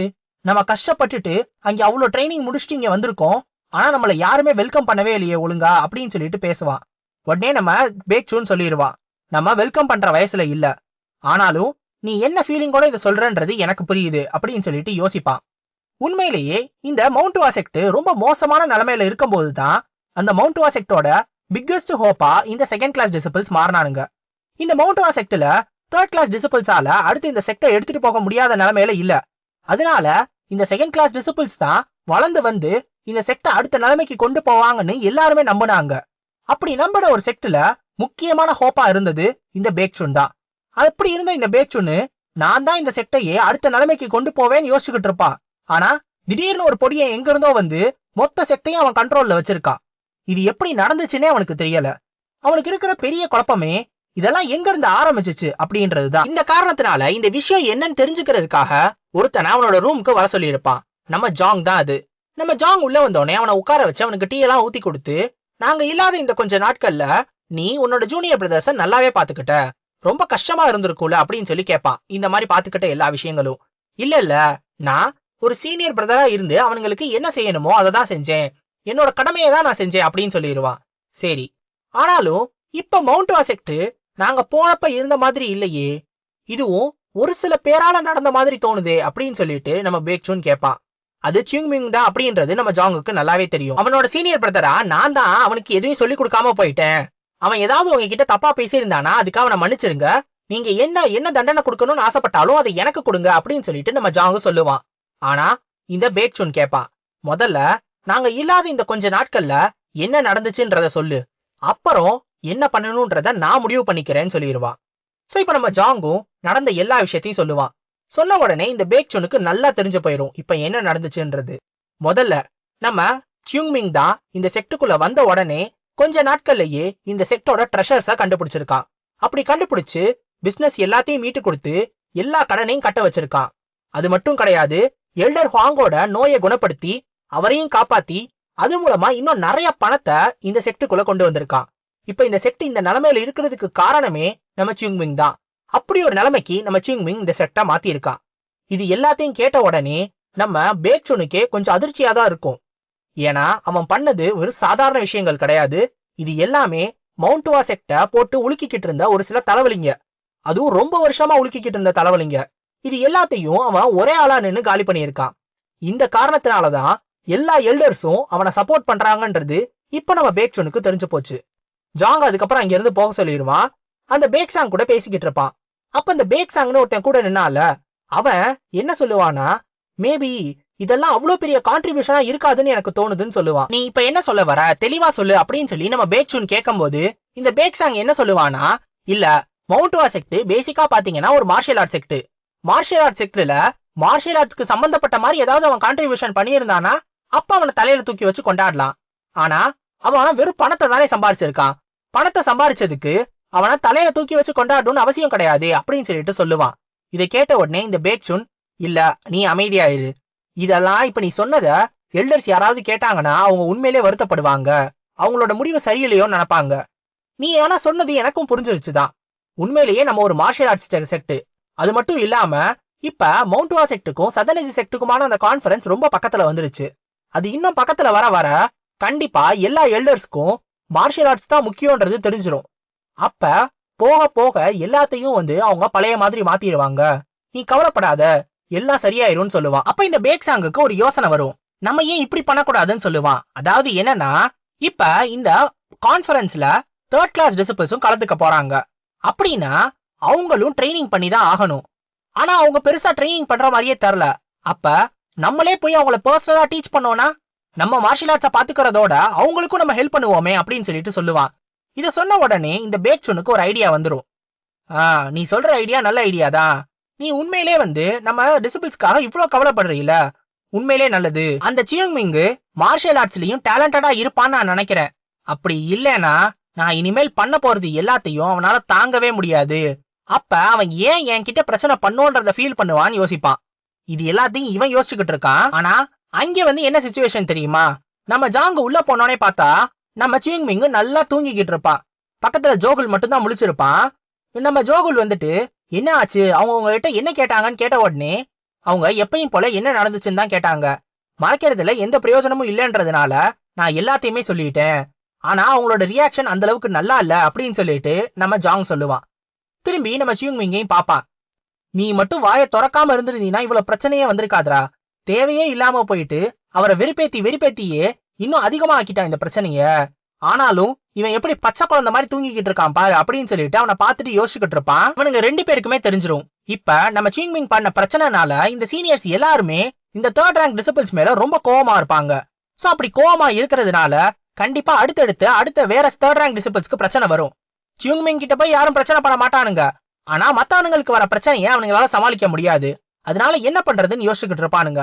அப்ப நம்ம ஜாங் இந்த ஜோகுல் கிட்ட சொல்லிடுவான், நீ போயிட்டு மத்த எல்லா 3rd ரேங்க் டிசிபிள்ஸ்டையும் சொல்லிரு, அவங்க எல்லாரும் சீனியர்ஸ் கிட்ட கொஞ்சம் கவனமாவே இருக்க சொல்லு, யாரும் எந்த பிரச்சனையும் பண்ணி மாட்டிக்காதீங்க, அப்படி இல்லைன்னா ரொம்ப பெரிய பிரச்சனையா மாறிடும் இது எல்லாம் அப்படின்னு சொல்லிட்டு அதை பத்தி பேசிக்கிட்டு இருப்பானுங்க. நம்ம ஜோகுல் அந்த ரூமை விட்டு போறப்ப ஒரு விஷயத்த கேட்பான். எனக்கு ஒரு டவுட் இருக்கு, நம்ம சீனியர் பேக்சூனுக்கும் நம்ம சியூங்மிங்க்கும் சண்டை வந்தா யாரு ஜெயிப்பாங்க அப்படின்னு சொல்லி கேட்பான். நம்ம ஜாங் அதை யோசிச்சு பாப்பானா, இல்ல இது யோசிச்சு பாக்குறதுக்கு கூட நல்லா இல்ல, நீ ஏன்னா இந்த மாதிரிலாம் பேசிக்கிட்டு இருக்க, தயவு செஞ்சு போ அப்படின்னு சொல்லிட்டு அவனை போக சொல்லிடுவான். இப்ப திரும்பியும் நம்ம சியூங்மிங்க பாப்பான். அவன் என்னமோ கொரட்டை விட்டு தூங்கிட்டு தான் இருப்பான். அவனை பார்த்த உடனே நம்ம மவுண்ட்வா செக்ட் திரும்பி அமைதியான நிலைமைக்கு போகவே போகாது போல, என்ன நடக்க போதோ அப்படின்னு யோசிச்சுக்கிடுவான். இப்ப நம்ம செக்டர் லீடரும் நம்ம உன்குமும் உட்காந்து ஒரு இடத்துல பேசிக்கிட்டு இருப்பாங்க. அவங்க பேசுற விஷயங்கள் ஏற்கனவே அவங்களுக்கு தெரிஞ்சதுதான். நம்ம 3rd கிளாஸ் டிசிபிள்ஸ்க்கும் 2nd கிளாஸ் டிசிபிள்ஸ்க்குமான பிரச்சனை இது வரப்போகுது அப்படின்றது நம்ம செக்டர் லீடருக்கு ஏற்கனவே தெரியும். ஏன்னா இந்த செகண்ட் கிளாஸ் டிசிபிள்ஸ்க்கும் தேர்ட் கிளாஸ் டிசிபிள்ஸ்க்கும் அவ்வளவு வயசு வித்தியாசம் கிடையாது. சோ அந்த காரணத்தினாலேயே இவங்களுக்குள்ள ஒரு போட்டி இருந்துகிட்டே தான் இருக்கும் அப்படின்னு சொல்லி அவர் முன்னாடியே யோசிச்சிருப்பாரு. அவங்க இதை தடுக்கணும்ன்றதுக்காக இந்த தேர்ட் கிளாஸ் டிசிபிள்ஸ் எல்லாம் ரொம்ப லேட்டா தான் செக்டுக்குள்ள சேரணும் அப்படின்னு சொல்லி நினைச்சிருப்பாங்க. ஆனா இந்த மவுண்ட் செக்டோட பினான்சியல் சிச்சுவேஷன் காரணமாக இத ரொம்ப சீக்கிரமாவே பண்ண ஆரம்பிச்சிட்டாங்க. இந்த காரணத்தினாலதான் இப்ப அவங்களுக்குள்ள பெரிய வயசு வித்தியாசம் இல்ல, அவங்களுக்குள்ள போட்டி வர ஆரம்பிச்சிருச்சு. இத முன்னாடியே அவர் யோசிச்சிருப்பாரு. செகண்ட் கிளாஸ் டிசிபிள்ஸ் வர போறாங்கன்னு தெரிஞ்ச உடனே இதெல்லாம் நடக்க போகுதுன்னு எல்லாருக்குமே தெரியும். ஆனா அந்த பிரச்சனை பெருசாயிடுமோ அப்படின்னு சொல்லி இப்ப நம்ம உன்குமும் செக்ட் லீடரும் பயப்படுறாங்க. அதுலயும் முக்கியமா நம்ம உன்கும் ரொம்ப பயப்படுவாரு. இந்த செகண்ட் கிளாஸ் டிசிபிள்ஸ் தங்குறதுக்காக தனியா ஒயிட் பிளம் ஹால்னு ஒன்னு இருக்கு. சோ அதுலதான் அவங்க தங்குவாங்க. அது நம்ம தேர்ட் கிளாஸ் டிசிபிள்ஸ் தங்குற இடத்துல இருந்து ரொம்ப தூரம் தள்ளி இருக்கு. சோ அந்த காரணத்தினால இவங்களுக்குள்ள அடிக்கடி இவங்க பாத்துக்க மாட்டாங்க, பிரச்சனை இருக்காது அப்படின்னு சொல்லி நம்ம செக்ட் லீடர் யோசிச்சிருப்பாரு. ஆனாலும் எல்லாரும் ஒரே செக்ட சேர்ந்தவங்க தான். சோ கண்டிப்பா இவங்க பாத்துக்கிறதுக்கான வாய்ப்புகள் இருக்கு. அப்ப பிரச்சனைகளும் வர வாய்ப்பு இருக்கு. இதை என்ன பண்றது அப்படின்னு சொல்லிதான் நம்ம உன்குமுக்கு ஒரு பயம் இருந்துகிட்டே இருக்கும். இப்ப நம்ம இனிமேல் என்ன பண்ண போறோம்னு அவர் கேட்பாரு. உடனே நம்ம செக்ட் லீடர் சொல்லுவாரு, மனுஷங்கன்னா அப்படிதான் இருப்பாங்க, எல்லாமே போக போக சரியாயிரும், அவங்களுக்குள்ள போட்டிகள் வரதா செய்யும், அத நம்மளால ஒன்னும் தடுக்க முடியாது, எல்லாம் போக போக மாறிடும். நீ அதுவும் இல்லாம ஏன் இவ்வளவு பயப்படுற? நீ பேக்சுன்ன அப்படியா நினைச்சுக்கிட்டு இருக்க? பேக்சுன் உண்மையிலேயே ரொம்ப ரொம்ப நல்ல பையன். அவன் ரொம்ப பொலைட்டான சைல்டு. அவன் எதையுமே ரொம்ப பெரிய பிரச்சனையா மாத்த மாட்டான், நீ கவலைப்படாதன்னு சொல்லுவாரு. ஆனா நம்ம உன்குமுக்கு மட்டும்தான் தெரியும், இங்க பிரச்சனை பேக்சுனை பத்தி கிடையாது. இங்க பிரச்சனையே நடமாடும் ஒரு பிரச்சனை இருக்கே, சிங்மிங்கு தான். சிங்மிங்கு வந்த உடனேயே மொத்த தேர்ட் கிளாஸ் டிசிபிள்ஸையும் அவனோட கைக்குள்ள போட்டுக்கிட்டவன், மொத்த பேரையுமே மிரட்டி அவனோட கையில வச்சிருந்தான். அப்படி இருக்கிற ஒருத்தன் கண்டிப்பா இது எல்லாத்தையும் சும்மா விட மாட்டா அப்படின்னு சொல்லிதான் நம்ம உன்கும் யோசிப்பாரு. ஆனா நம்ம சிங்மிங் எப்படிப்பட்டவன்றது நம்ம செக்ட் லீடருக்கு தெரியாது. அவன் இந்த மாதிரி பணத்தெல்லாம் கொண்டு வரான் அப்படின்னு மட்டும்தான் நினைக்கிறாங்களே தவிர அவன் ஸ்ட்ராங்கா இல்லையா அப்படின்றதெல்லாம் அவங்களுக்கு தெரியாது. அந்த காரணத்தினாலதான் நம்ம செக்ட் லீடர் இதெல்லாம் பிரச்சனையா இருக்காது, நம்ம பேக்சுன் ஒன்னும் பண்ண மாட்டான்னு பேக்சுனை பத்தியே யோசிச்சுக்கிட்டு இருக்காரு. நம்ம சிங்மிங்க பத்தி அவர் யோசிக்கவே இல்லை. நம்ம உன்குமும் சரி சரி எல்லாம் சரியா போனா சரிதான் அப்படின்னு சொல்லிட்டு ஒரு மாதிரியான எக்ஸ்பிரஷன் தான் கொடுத்துக்கிட்டு இருப்பாரு. இப்ப இந்த தேர்ட் கிளாஸ் டிசிபிள்ஸ் எல்லாம் ட்ரைனிங் பண்ணிக்கிட்டு இருப்பாங்கல்ல, அவங்க ட்ரைனிங் பண்ணி யாராலையுமே அவங்களோட உடம்ப கூட அசைக்க முடியாது. அந்த மாதிரியான ஒரு நிலைமையில எல்லாம் படுத்து கிடப்பானுங்க. இந்த ட்ரைனிங்கே நீங்க எல்லாம் படுத்து கிடந்துட்டீங்கன்னா எப்படி? எல்லாரும் எந்திரிங்க. ஒரு இரும்ப அடிக்க அடிக்கதான் ஸ்ட்ராங்கா மாறும். அதே மாதிரி மனுஷங்கெல்லாம் அடிவாங்க தான் அவங்களும் ஸ்ட்ராங்கா மாறுவாங்க. நீங்க எல்லாம் அடி வாங்குறீங்கன்றதுனால உங்க மேல ஒண்ணு புல் பூண்டெல்லாம் முளைச்சிடாது. ஏன் இந்த மாதிரிலாம் பண்றீங்க அப்படின்னு சொல்லிட்டு இந்த சிங்மிங் கேட்பான். உடனே மத்தவனுங்க எல்லாம் யோசிப்பானுங்க, டேய் நார்மலா மனுஷங்க மேல புல் பூண்டெல்லாம் முளைக்கவே முளைக்காதரா, ஏன்டா எங்க உயிரை வாங்குற அப்படின்னு. இதெல்லாம் அவனுங்களால வெளில ஓப்பனா சொல்ல முடியல, ஏன்னா சொன்னா அவன் திரும்பி அடிப்பான், அதனால பேசாம இருப்பானுங்க. சோ இப்ப இந்த நேரத்துல இந்த செகண்ட் கிளாஸ் டிசிபிள்ஸ் இந்த இடத்துக்கு வருவாங்க. சோ வந்துட்டு இவனுங்க எல்லாம் படுத்து கிடக்கிறத பாத்துட்டு, ஓஹோ நாங்க இல்லாத நேரத்துல நீங்கெல்லாம் இந்த மாதிரி படுத்து ரெஸ்ட் எடுத்துக்கிட்டு இருக்கீங்களா, யாருக்கும் பொறுப்பே இல்லையா, நாங்களாம் பாக்கலனா நீங்க ட்ரைனிங் பண்ணாம இருப்பீங்களா, நீங்க பண்ணதுக்கெல்லாம் பனிஷ்மெண்ட் என்னன்னு தெரியுமா, இந்த மொத்த ட்ரைனிங் கிரவுண்டையும் நீங்க கிளீன் பண்றீங்க, எல்லாரும் ட்ரைனிங்க முடிச்சுட்டு மொத்தத்தையும் கிளீன் பண்ணி வச்சுட்டு தான் அவங்க இடத்துக்கு போறீங்க, இதுதான் உங்களுக்கான பனிஷ்மெண்ட்னு சம்பந்தமே இல்லாம திட்டிட்டு அங்க இருந்து போயிருவானுங்க. எல்லா தேர்ட் கிளாஸ் டிசிபிள்ஸும் யோசிப்பானுங்க, இப்ப இவனுங்க எதுக்கு வந்தானுங்க, வந்துட்டு எதுக்கு இப்ப கத்திட்டு போனானுங்க, என்ன நடக்குதுன்னே புரியாம இருப்பானுங்க. நம்ம சிங்மிங்குக்குமே புரியாது என்ன இவனுங்க சம்பந்தமே இல்லாம பேசிக்கிட்டு இருக்கானுங்கன்னு. ஆனா நம்ம ஜோகுலுக்கு நல்லாவே புரிஞ்சிடும், எல்லா பிரச்சனையுமே ஒன்னாலதான்டா, எல்லாத்தையும் பண்ணிட்டு கொஞ்சம் கூட கூச்சமே இல்லாம அவனுங்களை திட்டுற பாத்தியா, எல்லாம் எங்க தலையெழுத்து அப்படின்னு யோசிச்சுக்கிட்டு இருப்பான். இந்த செகண்ட் கிளாஸ் டிசிபிள்ஸ் எல்லாரும் ரூல்ஸ்னு எல்லாத்தையும் வந்து சொல்லி டார்ச்சர் பண்ண ஆரம்பிச்சிட்டானுங்க இந்த தேர்ட் கிளாஸ் டிசிபிள்ஸ. சோ இது எல்லாத்தையும் பொறுக்க முடியாம நம்ம ஜோகுலும் நம்ம ஜாங்கும் நம்ம சிங்மிங்கோட ரூம்ல வந்து பேசிக்கிட்டு இருப்பானுங்க, நம்ம என்ன பண்ண போறோம்னு. ஏன்னா நீங்க ஸ்ட்ரெயிட்டா தான் நடக்கணும், தண்ணி குடிக்கிறதுக்கு முன்னாடி பர்மிஷன் கேட்கணும், இதை பண்ணக்கூடாது அதை பண்ணக்கூடாது, இதை தான் பண்ணணும் அதை தான் பண்ணணும்னு நிறைய ரூல்ஸை கொண்டு வரானுங்க. உடனே நம்ம ஜோகுல் கேட்பான், அப்படி பார்த்தா மவுண்ட் வாசெக்டோட எல்லா டிசிபிளும் எப்பயுமே கையில ஸ்வாடோட இருக்கணும்னு கூட தான் ஒரு ரூல் இருக்கு, அதுக்காக நம்ம தூங்குறப்ப சாப்பிடறப்ப கூட ஸ்வாடோட இருக்க முடியுமா, இதெல்லாம் என்ன லாஜிக்கே இல்லாம அப்படின்னு யோசிப்பான். இந்த தேர்ட் கிளாஸ் டிசிபிள்ஸ்க்கு அவனுங்க அட்வைஸ் எல்லாம் கொடுக்கல, ஸ்ட்ரெயிட்டா புள்ளி பண்றானுங்க. அதுவும் அந்த புள்ளி பண்றானுங்கன்றது நல்லாவே தெரியுது, தெரிஞ்சும் கூட இவனுங்க எல்லாத்தையும் இந்த அளவுக்கு பண்ணிக்கிட்டு இருக்கானுங்க. இது பெரிய பிரச்சனையா மாறுச்சுன்னா எல்லா எல்டர்ஸ்க்குமே இது தெரிய ஆரம்பிச்சிரும், அப்ப என்ன பண்றது அப்படின்னு சொல்லிட்டு தான் நம்ம ஜோங்கும் ஜோகுலும் யோசிச்சுக்கிட்டு இருப்பானுங்க. உடனே இதுக்கு என்னதான் வழி அப்படின்னு சொல்லிட்டு நம்ம சிங்மிங் கிட்ட கேட்பானுங்க. நம்ம சிங்மிங் கேட்பான், என்ன வழினா என்கிட்ட கேக்குறீங்க, நம்ம என்ன பண்றது அப்படின்னு சொல்லிட்டு அவனும் கேட்பான். இல்ல இதெல்லாம் ஏன் நடக்குதுன்றது எங்களுக்கும் தெரியும் உனக்கும் தெரியும், நீ அடங்கி போன்னு நாங்க சொல்லல, ஆனா அட்லீஸ்ட் அவங்க பேச்சை கேட்டு நடந்துக்கோவேன் அப்படின்னு மட்டும் தான் நாங்க சொல்றோம் அப்படின்னு சொல்லிட்டு நம்ம சிங்மிங்க பார்த்து சொல்லுவானுங்க. சொன்ன உடனே நம்ம சிங்மிங் முறைப்பான். முறைச்ச உடனே இல்ல நீ தப்பா புரிஞ்சுக்கிட்டேன்னு நினைக்கிறேன், நான் அந்த அர்த்தத்துல எதையும் சொல்லல நம்ம ஜாங் சொல்ல வருவான். இல்ல சீனியர் பிரதர், நீங்க என்ன சொல்ல வந்தீங்கன்னு எனக்கு நல்லா புரிஞ்சிருச்சு. நீங்க சொன்னதை விட ஒரு ஈஸியான வழியை நான் சொல்லட்டுமா? அத பண்ணோம்னா இந்த எல்லா பிரச்சனையும் சீக்கிரமா முடிஞ்சிரும்னு சொல்லுவான். சொல்லிட்டு வேகமா போய் கதவை திறப்பான். நீ என்ன பண்ண போற அப்படின்னு அவனுங்க எல்லாம் கேட்பானுங்களா? சிம்பிள், உங்கள்ட்ட என்ன பண்ணேனோ அதே விஷயத்தான் அவனுங்கள்ட்டையும் பண்ண போறேன். எல்லார் மண்டையும் உடைச்சா எல்லாம் சரி வந்துரும்ட்டு அப்படியே கதவை திறந்து வெளில போவான். உடனே நம்ம ஜாங் கத்துவான், அவனை புடிங்கடா, அவன் மட்டும் போனா நம்மளுக்கெல்லாம் சங்கு தான்டா, அவனை தயவு செஞ்சு எவனாவது புடிங்க அப்படின்னு கத்துவான். பார்த்தா நம்ம சிங்மிங் யாரு கையிலையும் மாட்ட மாட்டான். ஜம்ப் பண்ணி வேக வேகமா எல்லார்ட்ட இருந்து ஓட ஆரம்பிச்சிருவான். இவனை பின்னாடி துரத்திட்டு போய் பிடிக்கிறது வாய்ப்பே கிடையாது. முன்னாடி இருந்து யாராவது வந்து பிடிங்கன்னு சொல்லுவானுங்க. அப்பயும் அவன் எல்லார்ட்ட இருந்து தப்பிச்சிருவான். சோ அந்த வாசல்லே ஒரு 2 பேர் நின்னுகிட்டு இருப்பானுங்க. ஜஸ்ட் மிஸ்ல அவனுங்க வந்து பிடிச்சிருவானுங்க. பிடிச்ச உடனே எல்லாரும் மொத்தமா வந்து அவன் மேல விழுந்துருவானுங்க. விழுந்து தயவு செஞ்சு கொஞ்சம் அமைதியா இரு, நீ மட்டும் போய் அவனுங்களை அடிச்சீனா ரொம்ப ரொம்ப பெரிய பிரச்சனையாயிரும் அப்படின்னு நம்ம ஜோகல் சொல்லுவான். இல்ல நீங்க என்னை விடுங்க, அட்லீஸ்ட் ஒரு அடி, எல்லாரையும் ஒரு அடி மட்டும் அடிச்சுட்டு வந்துடுறேன், அத்தோட உங்களுக்கு இருக்கிற எல்லா பிரச்சனையும் சரியா போயிரும்னு சொல்லுவான். அப்ப நம்ம ஜாங் வந்துட்டு நம்ம சிங்மிங் கிட்ட பொறுமையா பேசுவான். நீ என்ன நினைக்கிறன்றது எங்களுக்கு புரியுது, ஆனா கொஞ்சம் அமைதியா இரு. நீ இந்த சதனஜ செக்டும் மவுண்ட் வா செக்டுக்குமான கான்ஃபரன்ஸ் முடியற வரைக்குமாவது அமைதியாயிரு அட்லீஸ்ட் அப்படின்னு சொல்லி கேட்பான். அதுல என்ன பிரச்சனை, அது முடியற வரைக்கும் நான் ஏன் அமைதியா இருக்கணும்னு கேட்ட உடனே நல்லா யோசிச்சு பாரு, இந்த கான்ஃபரன்ஸ்ல செகண்ட் கிளாஸ் டிசிபிள்ஸ்ல சண்டை போட போறது நம்ம பேக்ஷனும் மத்தவங்களும் தான். நீ போயிட்டு அவங்க எல்லாரையும் அடிச்சிட்டீனா இப்ப எல்லாம் சரியா போயிருமா? அப்புறம் அவங்க எப்படி சண்டை போடுவாங்க அப்படின்னு சொல்லி கேட்பா. அப்படியா, ஒரு பிரச்சனையும் இல்ல, அவங்க எல்லாரும் சண்டை போடுற முடியற அளவுக்கு அவனுங்களை அடிச்சுட்டு வந்துடுறேன். அப்படி ஒருவேளை சண்டை போடலன்னா அதுக்கு திருப்பி 4 அடி சேர்த்து அடிச்சா அவனுங்க சண்டை போட்ட போறானுங்க, இதுல என்ன பிரச்சனைன்னு கேட்பான். நீ ஒரு விஷயத்த புரிஞ்சுக்கவே இல்ல. நீ இப்ப அவனுங்களை அடிச்சு அதுல அவனுங்க திரும்பி சண்டை போடுவானுங்களா இல்லையான்றது பிரச்சனை இல்ல. நீ போய் அவனுங்களை அடிச்சினாலே அவனுங்களோட பிரைடு காணாம போயிடும். அப்படி அவனுங்களுக்கு பிரைடே இல்லைன்னா அவனுங்க சண்டையே போட மாட்டானுங்க. சோ கொஞ்சம் தயவு செஞ்சு அமைதியாயிரு, எனக்காக கொஞ்சம் அமைதியாயிரு அப்படின்னு சொல்லி சொல்லுவான். சொன்ன உடனே நம்ம சிங்மிங்கும் அமைதியாயிருவான். விட்டுருங்க, நான் எதுவும் பண்ண மாட்டேன் அப்படின்னு சொல்லி அமைதியாயிருவான். இது அவனுங்களுக்காக இல்ல, நீங்க எல்லாருமே ஹார்ட் ஒர்க் போட்டிருக்கீங்க, அந்த காரணத்தினால உங்களுக்காகவாவது நான் அமைதியா இருக்கேன். ஆனா ஒருவேளை அவனுங்க என்கிட்ட வந்து பிரச்சனை பண்ணா அப்ப நான் என்ன பண்ணணும்னு கேட்பான். அப்ப என்ன பண்றதுன்னு எனக்கே தெரியல, அப்ப நீ என்ன நினைக்கிறியோ அதையே பண்ணிக்கோ, ஏன்னா அதுல நான் என்ன முடிவெடுக்கிறேன்னு எனக்கே தெரியாதுன்னு சொல்லிடுவாரு நம்ம ஜாங். சொன்ன உடனே அப்படியா, அப்ப சரி, அவனுங்க மட்டும் என்கிட்ட பிரச்சனை பண்ணட்டும், என்கிட்ட ஏன்டா பிரச்சனை பண்ணோன்னு ஃபீல் பண்ற அளவுக்கு அவனுங்களை பண்ணுவேன் அப்படின்னு சொல்லிட்டு முடிவு பண்ணுவான் நம்ம சிங்மிங். சோ என்ன நடக்க போகுதுன்றது தெரியல. நம்ம சிங்மிங்குக்கும் இந்த செகண்ட் கிளாஸ் டிசிபிள்ஸ்க்குமான கிளாஷ் இன்னும் பெருசா போய்கிட்டே போகுது. எப்படி சுள்ளா சூடானா சுளுக்கெடுத்துருவான்னு சொல்ற மாதிரி நம்ம சிங்மிங்கும் அப்படிதான். அவன் மட்டும் அவனை கடுப்பேத்தனானுங்க, கண்டிப்பா எல்லாரையும் போட்டு தூக்கி போட்டு மிதிப்பான். அது என்ன நடக்க போகுதுன்றத நம்ம அடுத்து வர சாப்டர்ஸ்ல தான் பார்க்கணும். சோ அடுத்த சாப்டர்ஸ்ல உங்களை சந்திக்கிற வரைக்கும் சயனோரா கைஸ், அரிகத்தோ கோசாய்மஸ்.